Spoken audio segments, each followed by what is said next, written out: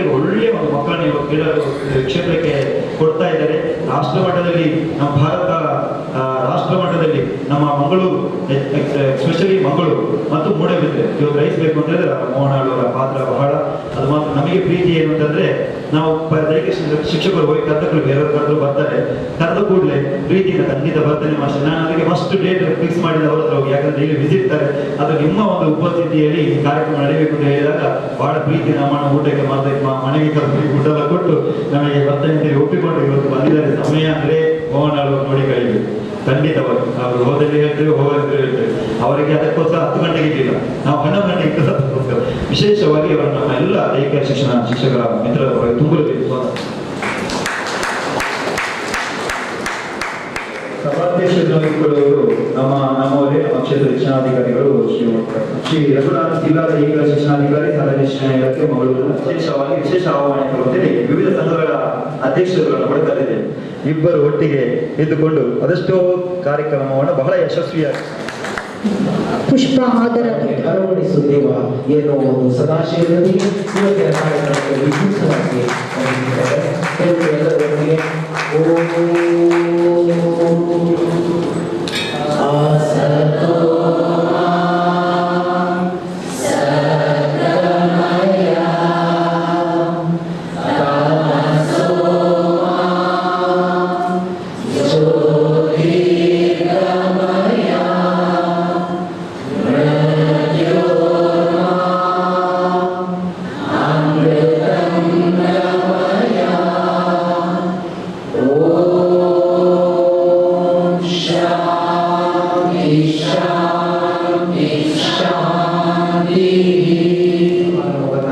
ನಾವೀಗ ನಡೆಸಿಕೊಳ್ತಾ ಇದ್ದೇವೆ.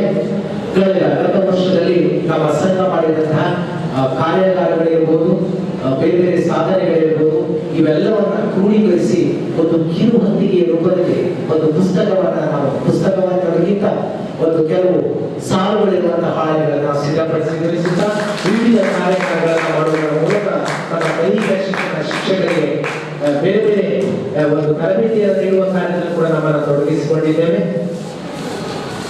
ಹಾಗೆ ಈ ಕಳೆದ 1 ವರ್ಷದಲ್ಲಿ ನಾವು ಮಾಡಿದಂತಹ ಸಾಧನೆಯ ಒಂದು ಚಿತ್ರವನ್ನ, ಒಂದು ವಿವರವನ್ನ ಛಾಯಾಚಿತ್ರದೊಂದಿಗೆ ಪ್ರಕಟಿಸುವ ಒಂದು ಸಣ್ಣ ಪ್ರಯತ್ನವನ್ನ ನಾವು ಮಾಡಿದ್ದೇವೆ. ಬಹುಶಃ ನಿಮ್ಮೆಲ್ಲರ ಸಹಕಾರದಿಂದ ಈ ಒಂದು ಕಿರುಹೊತ್ತಿಗೆಯನ್ನ ಆರಂಭಿಸಲಿಕ್ಕೆ ನಮಗೆ ಅನುಕೂಲ ಆಗಿದೆ. ಈ ಒಂದು ಕಿರುಹೊತ್ತಿಗೆಯನ್ನ ಪ್ರಕಟಿಸಲು ಸಹಾಯ ಮಾಡಿದ ಎಲ್ಲ ದೈಹಿಕ ಶಿಕ್ಷಕರಿಗೆ ಮತ್ತು ಬಿಡುಗಡೆಗೊಳಿಸಿದಂತ ಮಾನ್ಯ ವಿಜ್ಞಾನ ಉಪನಿರ್ದೇಶಕರು ಇವರಿಗೆ ಎಲ್ಲ ಶಿಕ್ಷಕರ ಸಂಘ ಇದೆ, ಆದರೆ ದೈಹಿಕ ಶಿಕ್ಷಕರ ಸಂಘದಷ್ಟು ಬಲಿಷ್ಠ ಸಂಘ ಕರ್ನಾಟಕ ರಾಜ್ಯದಲ್ಲಿ ಬೇರೆ ಯಾವುದಿಲ್ಲ. ನಾವು ಒಂದ್ಸಲ ವೀರಪ್ಪ ಮೊಯ್ಲಿಯವರು ಮುಖ್ಯಮಂತ್ರಿ ಆಗಿದ್ದಾಗ ಅವರ ಬಳಿಗೆ ಹೋಗಿದ್ದೆವು. ನಮ್ಮ ವೇತನ ತಾರತಮ್ಯವನ್ನು ನೀವು ನಿವಾರಿಸಬೇಕು ಅಂತೇಳಿ. ಆಗ ದಕ್ಷಿಣ ಕನ್ನಡದಿಂದ ಬಂದವರು ಇದ್ದಾರೆ, ಹಾಗೆ ಎಲ್ಲ ಜಿಲ್ಲೆಯಿಂದಲೂ ಇದ್ದರು. ಅವರು ಫಸ್ಟ್ ಕೇಳಿದ್ದು, ನಿಮಗೆ ವೇತನ ಕಡಿಮೆಯಾ? ನೀವು ಎಲ್ಲ ಭಾರಿ ಚಂದದಲ್ಲಿ ಡ್ರೆಸ್ ಮಾಡಿದಿರಿ, ಎಲ್ಲ ದೊಡ್ಡ ದೊಡ್ಡ IAS ಆಫೀಸರ್ IPS ಆಫೀಸರ್ಗಿಂತ ಏನು ಕಡಿಮೆ ಕಾಣೋದಿಲ್ಲ, ಆದರೆ ನೀವು ಕಡಿಮೆ ಸಂಬಳದಲ್ಲಿ ಹೆಚ್ಚು ಸಂತೃಪ್ತರು ಅಂತೇಳಿ.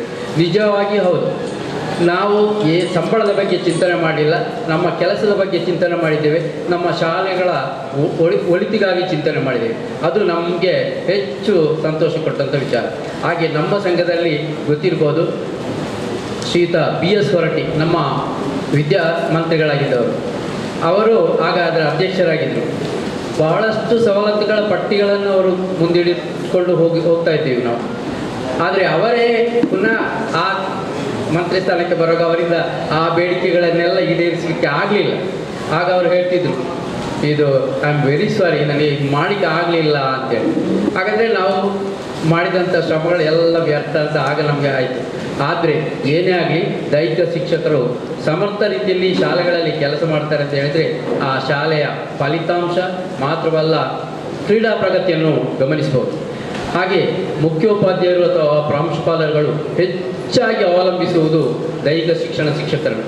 ಯಾಕೆ ಡಿಸಿಪ್ಲಿನ್ ಇಲ್ಲ, ಉಳಿದ ಯಾವುದೇ ಸಮಾರಂಭಗಳಲ್ಲಿ ಅವರು ಬೇಕು. ಹಾಗೆ BS ಹೊರಟ್ಟಿ ಅವರು ಒಂದು ಮಾತು ಹೇಳಿದರು, ದೈಹಿಕ ಶಿಕ್ಷಕರು ಏನು ಕೆಲಸ ಮಾಡ್ಬೋದು, ಏನು ಮಾಡಬೇಕು ಅಂತೇಳಿ. ಅವರ ಮಾತಿನ ಹೇಳೋದು, ಅವರು ಕಂಡಂತೆ ಒಬ್ಬರು ಒಂದು ಕಡೆ ಗಂಟೆ ಹೊಡಿತಿರಂತೆ, ಇನ್ನೊಂದು ಕಡೆ ಪೇಟೆಗೆ ಹೋಗಿ ಬರಲಿಕ್ಕೆ ದೈಹಿಕ ಶಿಕ್ಷಕರಂತೆ, ಆಫೀಸ್ಗೆ ಹೋಗಲಿಕ್ಕೆ ದೈಹಿಕ ಶಿಕ್ಷಕರಂತೆ, ಹಾಗೆ ಬೇರೆ ಬೇರೆ ಕೆಲಸಗಳಿಗೆ ದೈಹಿಕ ಶಿಕ್ಷಕರು, ಅಂದರೆ ದೈಹಿಕ ಶಿಕ್ಷಣಕ್ಕೆ ಲಾಸ್ಟ್ ಚಾನ್ಸ್ ಕೊಡ್ತಿದ್ರು. ಹಾಗೆ ಅಟೆಂಡೆನ್ಸ್ನಲ್ಲಿ ಕೊನೆಯ ಹೆಸರು ದೈಹಿಕ ಶಿಕ್ಷಕರು. ಆಗ ಅವರಿಗೆ ಭಾಳ ಬೇಸರ ಆಯಿತು. ಅದಕ್ಕಾಗಿ ಹೋರಾಟ ಮಾಡಿದರು. ಅವರು ಹೋರಾಟ ಮಾಡಿ HM ಹುದ್ದೆಯನ್ನು ಗಳಿಸಿ HM ಹುದ್ದೆಯಲ್ಲಿ ಸ್ವಲ್ಪ ಸಮಯ ಮುಂದುವರಿದು ಆಮೇಲೆ ಅದಕ್ಕೆ ರಿಸಿಗ್ನೇಷನ್ ಕೊಟ್ಟು ರಾಜಕೀಯಕ್ಕೆ ತೆರಳಿದರು. ಹಾಗೆ ದೈಹಿಕ ಶಿಕ್ಷಕರ ಹೋರಾಟ ಅಂತ ಹೇಳಿದ್ರೆ ಕ್ರೀಡೆ ಸಂಸ್ಥೆಯಲ್ಲಿ ದೈಹಿಕ ಶಿಕ್ಷಕರು ಒಳ್ಳೆ ಚೆನ್ನಾಗಿ ಕೆಲಸ ಮಾಡೋದಾದರೆ ಫಸ್ಟ್ ಅವರನ್ನು ಗೌರವಿಸ್ತಾರೆ. ಹಾಗೆ ಸಹಪಾಠಿಗಳು ಗೌರವಿಸ್ತಾರೆ. ಹೇಗೆ ಅಂತೇಳಿ ಮತ್ಸರ ಇದ್ದರೂ ಸಹ ಸ್ವಲ್ಪ ಗೌರವಿಸ್ತಾರೆ ಅವರು. ಯಾಕಂದರೆ ನಮಗಿಂತ ಇವರು ಕಡಿಮೆ ಕ್ವಾಲಿಫಿಕೇಷನ್, ಇವರು ನಮಗಿಂತ ಹೆಚ್ಚು ಇದು ಒಂದು ಹೆಸರು ಗಳಿಸ್ತಾರಲ್ವ ಅಂತೇಳಿ.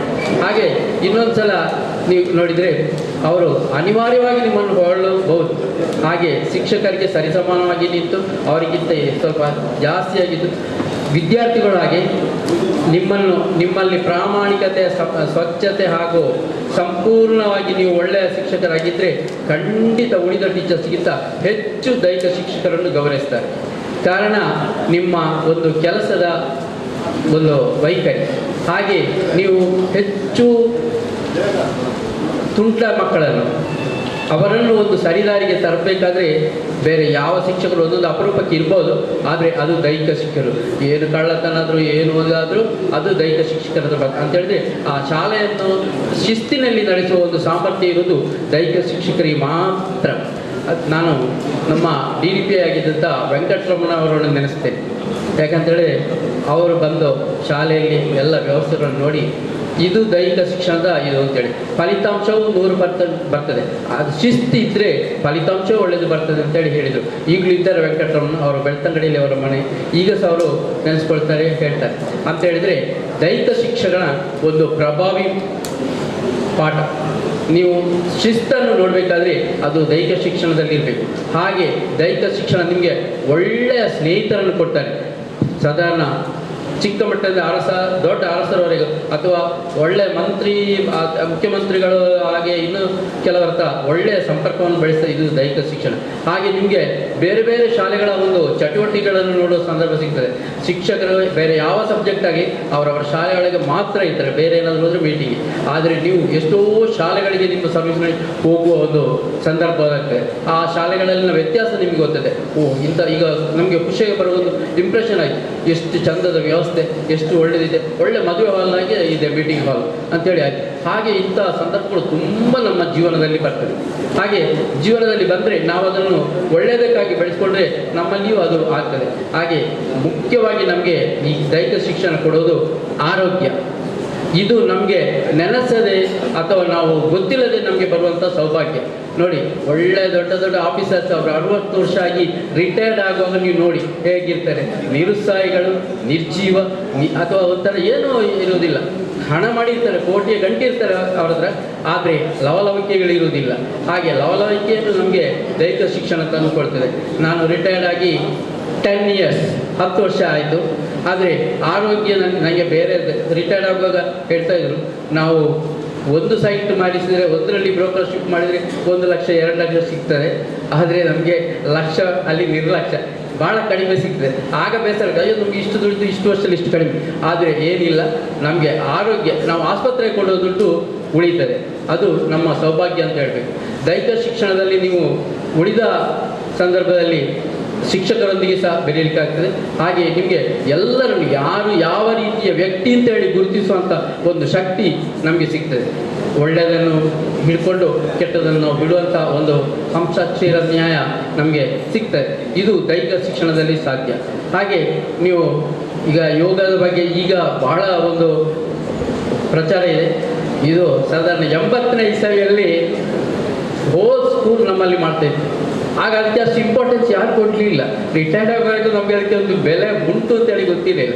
ಆದರೆ ಈಗ ನೋಡುವಾಗ ದೊಡ್ಡ ಒಂದು ಇದು ಯೋಗಾಸನ ಅಂತ ಹೇಳಿದರೆ ಇಡೀ ಪ್ರಪಂಚದಾದ್ಯಂತ ಈಗ ಒಂದು ಅನುಸರಿಸುವಂಥ ಒಂದು ವ್ಯಾಯಾಮ. ಹಾಗೆ ಈ ವ್ಯಾಯಾಮದಿಂದ ಎಂಥ ರೋಗಗಳಿಗೆ ಔಷಧಿ ಅಂತ ಹೇಳ್ತಾರೆ. ಪ್ರತಿಯೊಂದು ನಖಶಿಖಾಂತವಾಗಿ ಇದು ಅದಕ್ಕಾಗ್ತದೆ, ಅದು ಇದಕ್ಕಾಗ್ತದೆ.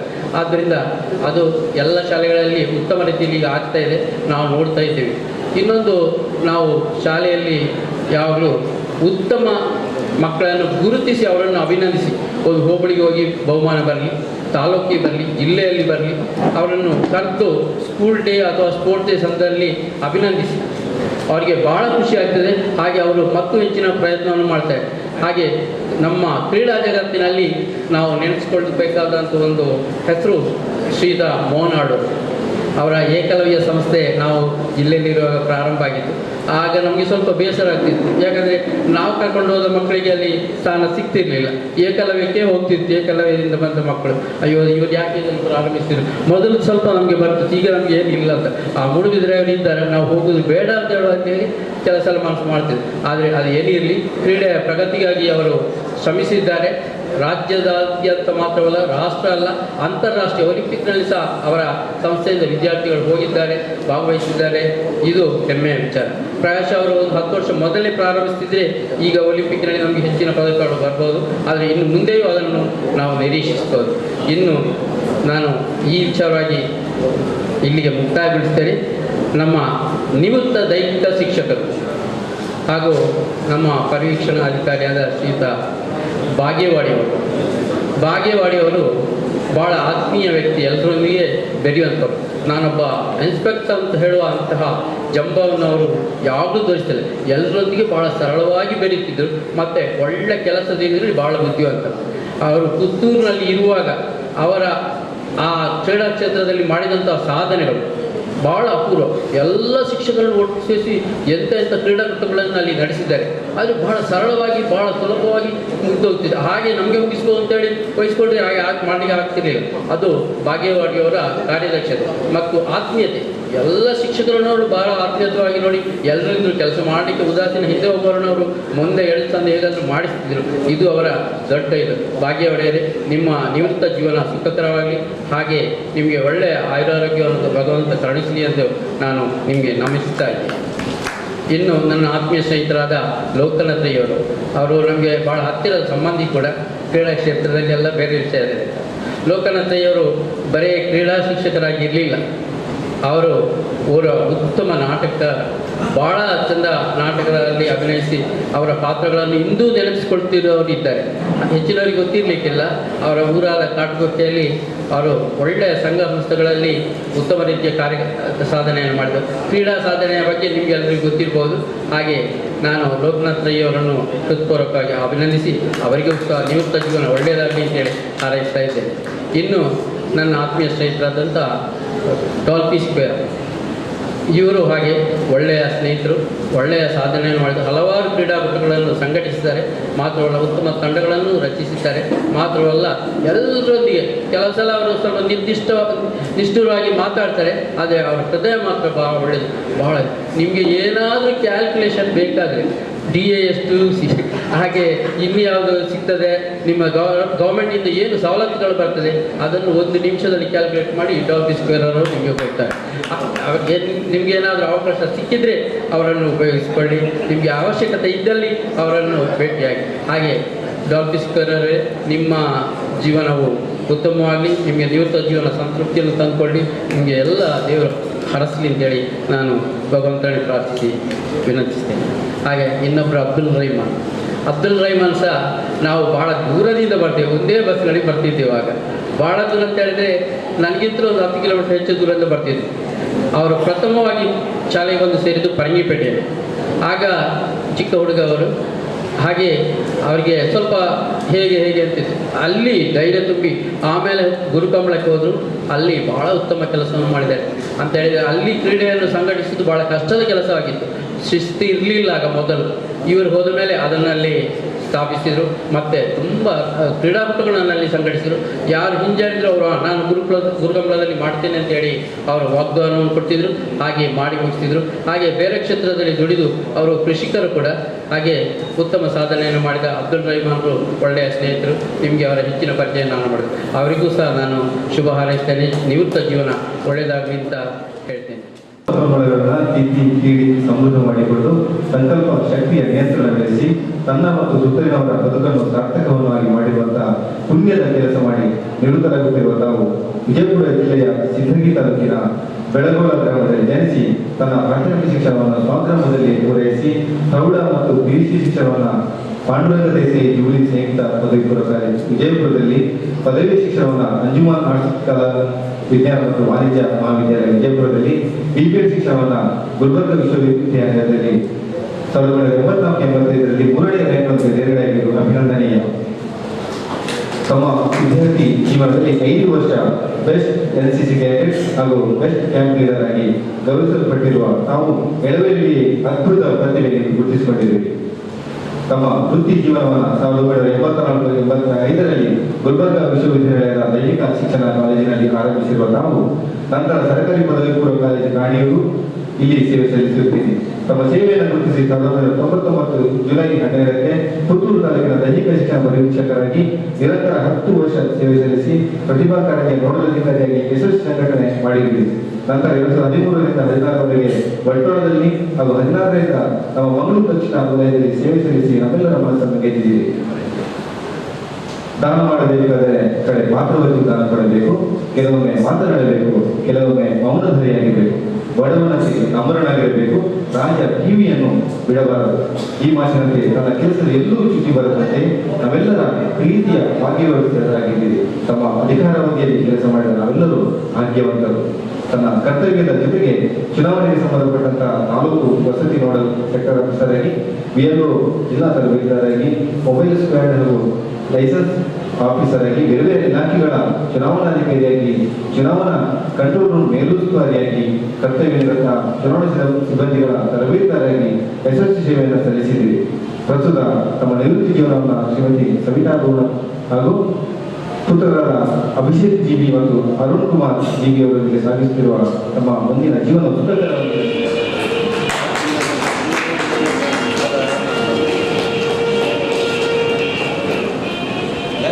35 ವರ್ಷಕ್ಕೂ ಹೆಚ್ಚು ಕಾಲ ಇವರು ವೃತ್ತಿಯಲ್ಲಿ ದುಡಿದು ನಿವೃತ್ತರಾಗಿರುವಂತಹ ಅತಿಥಿ ಮಹೋದಯರನ್ನ ಅವರ ಅನುಭವದ ಎತ್ತರಕ್ಕೆ ಗೌರವಿಸುವ ಮಟ್ಟಿಗೆ ನಮಗೆ ಸಾಧ್ಯ ಆಗದಿದ್ರೂ ಕೂಡ ನಮ್ಮ ಮಿತಿಯಲ್ಲಿ ನಾವು ಅವರನ್ನ ಗೌರವಿಸ್ತಾ ಇದ್ದೇವೆ. ಸಂಘದ ಅಧ್ಯಕ್ಷರು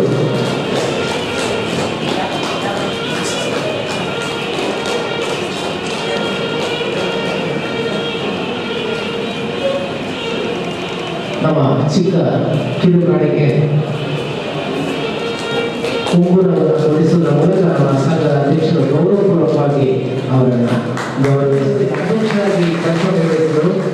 ರಾಣಿ ಚೆನ್ನಮ್ಮ ಪ್ರಶಸ್ತಿ, ಕೊಲಂಬೋ ವಿಶ್ವವಿದ್ಯಾಲಯದಿಂದ ಗೌರವ ಡಾಕ್ಟರೇಟ್, ವೀರವನಿತೆ ಅವಾರ್ಡ್, ಅಕ್ಕ ಮಹಾದೇವಿ ವಿಶ್ವವಿದ್ಯಾಲಯದಿಂದ ಗೌರವ ಡಾಕ್ಟರೇಟ್, ಅಲ್ಲದೆ ಹಲವಾರು ವಿದ್ಯಾಲಯಗಳಿಂದ 100 ಪ್ರಶಸ್ತಿಗಳನ್ನು ಪಡೆದುಕೊಂಡಂತವರು. ಬಹುಶಃ ನಮ್ಮ ಗುರುನಾಥ್ ಪಾಲ್ಗುಡಿ ಅವರ ಸಾಧನೆಗೆ ಪ್ರೇರಕ ಶಕ್ತಿಯಾಗಿ ನಿಂತಹ ತಾಯಿ ಮತ್ತು ಪತ್ನಿಗಳ ನಡುವೆ ಅವರ ಸಹೋದರಿ ಕೂಡ ಅವರ ಪಾಲ್ಗೊಳ್ಳಿ ತಿಳಿಸಬೇಕು. ನಾವು ಪುತ್ತೂರು ತಾಲೂಕು ಇದ್ದೆ ಗ್ರಾಮದ ಮುದಲ್ಪಾಡಿ ಮನೆಯಿಂದ ಶ್ರೀ ಸಂತಪ್ಪ ರೈ ಹಾಗೂ ಶ್ರೀ ಕಮಲ್ ದಂಪತಿಗಳ ಸುಪುತ್ರರಾಗಿ ಜನಿಸಿದ ತಾವು ಪ್ರಾಥಮಿಕ ವಿದ್ಯಾಭ್ಯಾಸವನ್ನು ಬಿಬಿಯುಪಿ ಸ್ಕೂಲ್ ಕಾಡುಕುಕ್ಕೆಯಲ್ಲಿ, ಪ್ರೌಢ ಶಿಕ್ಷಣವನ್ನು ನವೋದಯ ಸ್ಕೂಲ್ ಬೆಟ್ಟಪಾಡಿಯಲ್ಲಿ, ಕಾಲೇಜು ವಿದ್ಯಾಭ್ಯಾಸವನ್ನು ಪುತ್ತೂರಿನ ಕಿಲೋಮಿನ ಕಾಲೇಜಿನಲ್ಲಿ ಪಡೆದು ದೈಹಿಕ ಶಿಕ್ಷಣ ಶಿಕ್ಷಕ ಪದವಿಯನ್ನು ಶಿವಮೊಗ್ಗದ ಚೆನ್ನಗಿರಿಯಲ್ಲಿ ಪಡೆದಿರುವೆ. ತಮ್ಮ ವೃತ್ತಿ ಜೀವನವನ್ನು ಮದನೀಶ್ ಪ್ರೌಢಶಾಲೆ ಹಳೆಕರ ಉಲ್ಲಾಳದಲ್ಲಿ ದೈಹಿಕ ಶಿಕ್ಷಣ ಶಿಕ್ಷಕರಾಗಿ ಸುಮಾರು 35 ವರ್ಷಗಳ ಕಾಲ ಸೇವೆ ಸಲ್ಲಿಸಿರುವ ತಾವು ತಮ್ಮ ಸೇವಾವಧಿಯಲ್ಲಿ ಹಲವಾರು ತಾಲೂಕು ಜಿಲ್ಲಾ ಮಟ್ಟದ ಪಂದ್ಯಾಟಗಳನ್ನು ಸಂಘಟಿಸುವ ಜೊತೆಗೆ ಮೈಸೂರು ವಿಭಾಗದ ಥ್ರೋಬಾಲ್ ಪಂದ್ಯಾಟವನ್ನು ಸಂಘಟಿಸಿ ಒಬ್ಬ ಯಶಸ್ವಿ ಸಂಘಟಕರೆಂದು ಎಂದೆನಿಸಿಕೊಂಡಿರುವೆ. ಶಿಕ್ಷಕನಾದರೂ ಶೀಲಾವಂತನು ಸಂಭಾವಿತನಾಗಿರಬೇಕು, ಅಲ್ಲದೆ ಎಲ್ಲರ ವಿಶ್ವಾಸ ಗೌರವ ಸಂಪಾದಿಸಬೇಕು ಎನ್ನುವಂತೆ ಲೋಕಣ್ಣ ಎಂದರೆ ಎಲ್ಲರ ಜೊತೆ ಬೆರೆಯುವ, ಯಾರನ್ನೂ ದ್ವೇಷ ಇಟ್ಟುಕೊಳ್ಳದ, ಎಲ್ಲರ ಪ್ರೀತಿ ಪಾತ್ರರಾದ ವ್ಯಕ್ತಿ. ಎಲ್ಲ ದೈಹಿಕ ಶಿಕ್ಷಕರೊಂದಿಗೆ ಅತ್ಯಂತ ಪ್ರೀತಿಯಿಂದ ಬೆರೆಯುವ ತಾವು ವಿದ್ಯಾರ್ಥಿಗಳಿಗೆ ಉತ್ತಮ ತರಬೇತಿ ನೀಡುವ ಮೂಲಕ ತಾಲೂಕು, ಜಿಲ್ಲೆ, ರಾಷ್ಟ್ರ ಮಟ್ಟದಲ್ಲಿ ಭಾಗವಹಿಸುವಂತೆ ಮಾಡಿದ್ದೀರಿ. ಶಿಕ್ಷಕರಾಗಿದ್ದುಕೊಂಡು ಅನೇಕ ಧಾರ್ಮಿಕ, ಸಾಮಾಜಿಕ, ಶೈಕ್ಷಣಿಕ ಸಂಘಟನೆಗಳಲ್ಲಿ ತನ್ನನ್ನು ತಾನು ತೊಡಗಿಸಿಕೊಂಡಿರುವ ತಾವು ಹುಟ್ಟೂರಿನಲ್ಲಿ ಶ್ರೀ ಸುಬ್ರಹ್ಮಣ್ಯೇಶ್ವರ ಯುವಕ ಮಂಡಲದ ಸತತ 5 ವರ್ಷ ಅಧ್ಯಕ್ಷರಾಗಿ, ನಾಟಕ ರಂಗದಲ್ಲಿ ಹಾಸ್ಯ ನಾಟಕರಾಗಿ, ಸುಮಾರು 50ಕ್ಕೂ ಹೆಚ್ಚು ನಾಟಕದಲ್ಲಿ ಅಭಿನಯಿಸಿ ಸೈ ಎನ್ನಿಸಿಕೊಂಡಿರುವಿರಿ. ಹಾಗೂ ಹಬ್ಬಕೋತ್ಸವ ಸಮಿತಿಯ ಕ್ರೀಡಾ ಕಾರ್ಯದರ್ಶಿಯಾಗಿ ದೇರ್ಲಕಟ್ಟೆ ರೋಟರಿ ಸಂಸ್ಥೆಯ ಕ್ರಿಯಾಶೀಲ ಸದಸ್ಯರಾಗಿ ಸೇವೆ ಸಲ್ಲಿಸಿರುವ ತಮ್ಮ ಸಾಧನೆಯನ್ನು ಗುರುತಿಸಿ ಅನೇಕ ಸಂಘ ಸಂಸ್ಥೆಗಳು ಗುರುತಿಸಿ ಗೌರವಿಸಿವೆ. ಜೆಸಿಐ ಮಂಗಳ ಪ್ರವೃತ್ತಿಯ ಜೆಸಿ ಉತ್ತಮ ಶಿಕ್ಷಕ ಪ್ರಶಸ್ತಿ, ದೇರ್ಲಕಟ್ಟೆ ರೋಟರಿ ಸಂಸ್ಥೆ ಉತ್ತಮ ಶಿಕ್ಷಕ ಪ್ರಶಸ್ತಿ ನೀಡಿ ಗೌರವಿಸಿದೆ. ಪ್ರಸ್ತುತ ತಮ್ಮ ಧರ್ಮಪತ್ನಿ ಶ್ರೀಮತಿ ಚಿತ್ರಲೇಖ ಹಾಗೂ ಪುತ್ರರಾದ ಅನ್ವೇಷ್ ಹಾಗೂ ವಿನ್ಯಾಸನ ಜೊತೆ ಸುಖಿ ಜೀವನ ನಡೆಸುತ್ತಿರುವ ತಮ್ಮ ಮುಂದಿನ ಜೀವನದಲ್ಲಿ ಸುಖಮಯವಾಗಿರಲಿ, ಆರೋಗ್ಯದಿಂದಿರಿ ಎಂಬುದು ನಮ್ಮೆಲ್ಲರ ಸಿಕ್ಕಿದೆ. ವೃತ್ತಿಯಲ್ಲಿ ನಿವೃತ್ತರಾದರೂ ಕೂಡ ಅವರನ್ನ ಬಿಟ್ಟುಕೊಡದಂತಹ ಮದನಿ ಸಂಸ್ಥೆ ಅವರನ್ನ ಗೌರವ ಸಲಹೆಗಾರನಾಗಿ ತಮ್ಮಲ್ಲೇ ಉಳಿಸಿಕೊಂಡಿರುವುದು ಅವರ ಕಾರ್ಯತತ್ಪರತೆಗೆ ಹಿಡಿದಂತಹ ಕೇಂದ್ರದಲ್ಲಿ ಎಲ್ಲ ಗಣ್ಯ ಅತಿಥಿಯರ ಮಹೋದಯರ ಸಮ್ಮುಖದಲ್ಲಿ ಅವರನ್ನ ಒಂದು ಸನ್ಮಾನಿಸುತ್ತಿದ್ದೇನೆ.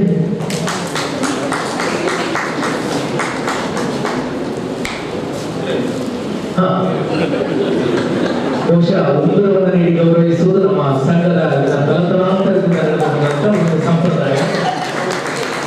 ದಕ್ಷಿಣ ವಲಯ ದಿನಾಂಕ 5/7/2018 ಸರೋಜಿನಿ ಮಧುಸೂದನ್ ಕೃಷಿ ವಿದ್ಯಾಸಂಸ್ಥೆಯಲ್ಲಿ ನಡೆದ ಅಭಿನಂದನಾ ಕಾರ್ಯಕ್ರಮದಲ್ಲಿ ಗಣ್ಯ ಅತಿಥಿಗಳ ಉಪಸ್ಥಿತಿಯಲ್ಲಿ ಶ್ರೀ ಡಾನ್ ಪಿ ಸಿಕ್ವೆರ ನಿವೃತ್ತ ದೈಹಿಕ ಶಿಕ್ಷಣ ಶಿಕ್ಷಕರು ಇವರಿಗೆ ಅರ್ಪಿಸುವ ಸನ್ಮಾನ ಪತ್ರ. ಗೌರವಾನ್ವಿತರೆ, ಮಾನವ ಸಂಪನ್ಮೂಲಗಳನ್ನು ವ್ಯವಸ್ಥಿತವಾಗಿ ಉಪಯುಕ್ತವಾಗಿ ಬೆಳೆಸುವ ದಾರಿ ತೋರಿಸುವಂತಹ ಶಿಕ್ಷಕ ಸೇವೆಯಲ್ಲಿರುವಂತಹ ಮಂಗಳೂರು ತಾಲೂಕಿನ ಶ್ರೀ ಬೆಂಜಮಿನ್ ಸಿಕ್ವೇರ ಹಾಗೂ ಶ್ರೀಮತಿ ಲೂಸಿ ಸಿಕ್ವೇರ ದಂಪತಿಗಳ ಪುತ್ರನಾಗಿ ದಿನಾಂಕ 5/2/1958 ಜನಿಸಿರುವ ತಾವು ಪ್ರಾಥಮಿಕ ಶಿಕ್ಷಣವನ್ನು ಹೋಲಿ ಫ್ಯಾಮಿಲಿ ಹಿರಿಯ ಪ್ರಾಥಮಿಕ ಶಾಲೆ ದೇರ್ಬೈ, ಪ್ರೌಢ ಶಿಕ್ಷಣವನ್ನು ಪಾಂಪೆ ಪ್ರೌಢಶಾಲೆ ಉರ್ವ ಮಂಗಳೂರು, ಪಿಯು ಶಿಕ್ಷಣವನ್ನು ಸೇಂಟ್ ಅಲೋಷಿಯಸ್ ಪದವಿ ಪೂರ್ವ ಕಾಲೇಜು ಮಂಗಳೂರು, ಪದವಿ ಶಿಕ್ಷಣವನ್ನು ಉಸ್ಮಾನಿಯಾ ಯೂನಿವರ್ಸಿಟಿ, ಬಿಪಿಎಡ್ ಶಿಕ್ಷಣವನ್ನು ಬೆಂಗಳೂರು ವಿಶ್ವವಿದ್ಯಾಲಯದಲ್ಲಿ ಹಾಗೂ ಎಂಪಿಎಡ್ ಪದವಿಯನ್ನು ಮೈಸೂರು ವಿಶ್ವವಿದ್ಯಾಲಯದಲ್ಲಿ ಪಡೆದಿರುವಿರಿ.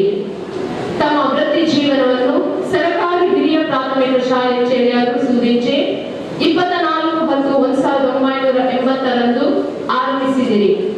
1990ರಲ್ಲಿ ಬಡ್ತಿ ಹೊಂದಿ ಸರ್ಕಾರಿ ಪ್ರೌಢಶಾಲೆ ಬೆಳಗ್ಗೆ ಬಸಾರ್ನಲ್ಲಿ ದೈಹಿಕ ಶಿಕ್ಷಣ ಶಿಕ್ಷಕರಾಗಿ 28/2/2018 ಸೇವಾ ನಿವೃತ್ತಿ ಹೊಂದಿರುವ ತಮ್ಮ 37 ವರ್ಷಗಳ ಸುದೀರ್ಘ ಶಿಕ್ಷಕ ಸೇವೆ ಅಭಿನಂದನೀಯ.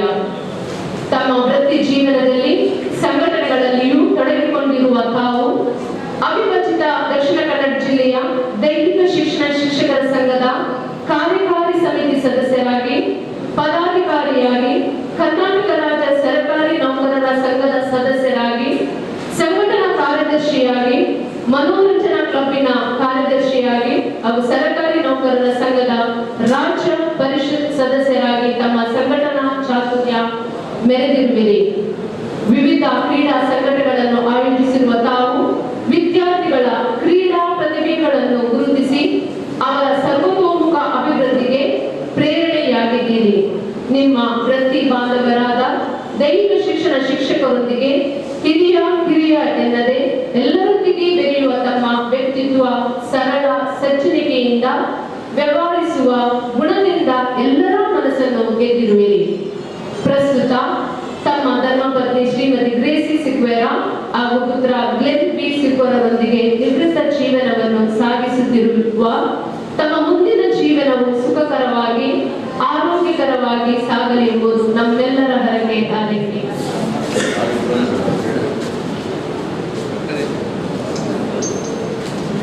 35 ವರ್ಷಗಳ ಸೇವಾವಧಿಯಲ್ಲಿ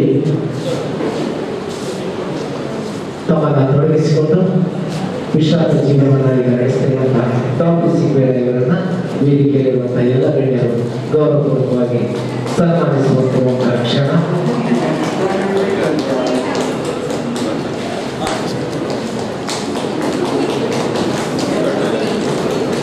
ಮುಂಗುರುವನ್ನು ತೊಡಗಿಸುವ ಕ್ಷಣ ಶ್ರೀಮತಿ ಲಿಲಿ ಪಾಯಸ್ಕರ್ ಅವರಿಗೆ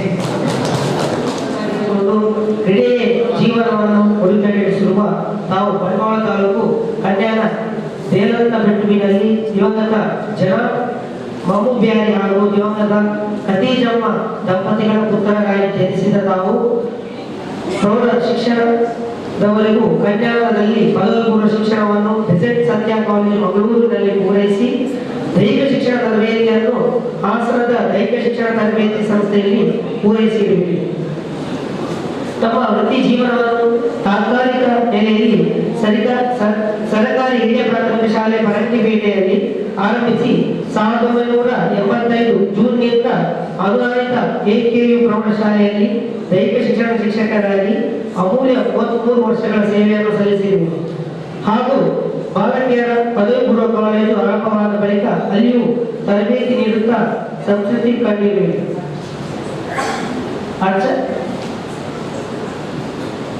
ತಮ್ಮ ಅಮೂಲ್ಯ ವೃತ್ತಿ ಜೀವನದಲ್ಲಿ kabaddi, kho-kho, netball, volleyball, athletics ಕೂಟಗಳನ್ನು ಹೋಬಳಿ, ತಾಲೂಕು, ಜಿಲ್ಲಾ ಮಟ್ಟ ಸಂಘಟಿಸುವ ಮೂಲಕ ಒಬ್ಬ ಉತ್ತಮ ಸಂಘಟಕ ಎನಿಸಿಕೊಂಡಿರುವುದು. Kabaddi, kho-kho, volleyball, high jump, netball ಕ್ರೀಡೆಯಲ್ಲಿ ವಿದ್ಯಾರ್ಥಿಗಳನ್ನು ತರಬೇತಿಗೊಳಿಸಿ ತಾಲೂಕು, ಜಿಲ್ಲಾ, ರಾಜ್ಯ ಮಟ್ಟದಲ್ಲಿ ಭಾಗವಹಿಸಿದ್ದು 4 ಮಂದಿ ನೆಟ್ಬಾಲ್ ವಿದ್ಯಾರ್ಥಿಗಳು ರಾಷ್ಟ್ರ ಮಟ್ಟದಲ್ಲಿ ಭಾಗವಹಿಸಿರುವುದು ತಮ್ಮ ಸೇವೆಗೆ ಹಿಡಿದ ಕೈಗನ್ನಡಿ.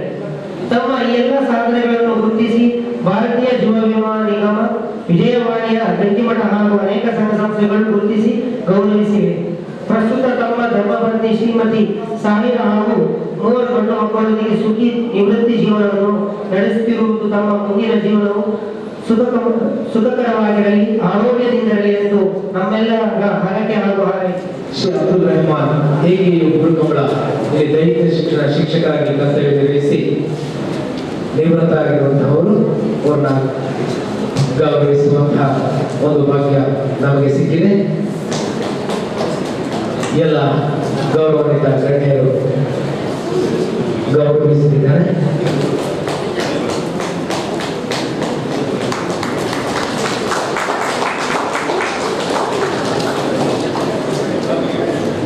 ಸಂಘದ ಘೋಷಣೆ ಶ್ರೀ ಡ್ಯಾನ್ಸ್ ಸಿಕ್ಕಿದಾಗ ನಮ್ಮ ಒಂದು ಚಿಕ್ಕ ಕಿರುಕಾಣಿಕೆಯನ್ನ ಅವರಿಗೆ ನೀಡುವುದರ ಮೂಲಕ ಗೌರವಿಸ್ತಾ ಇದ್ದಾರೆ. ನಮಗೆ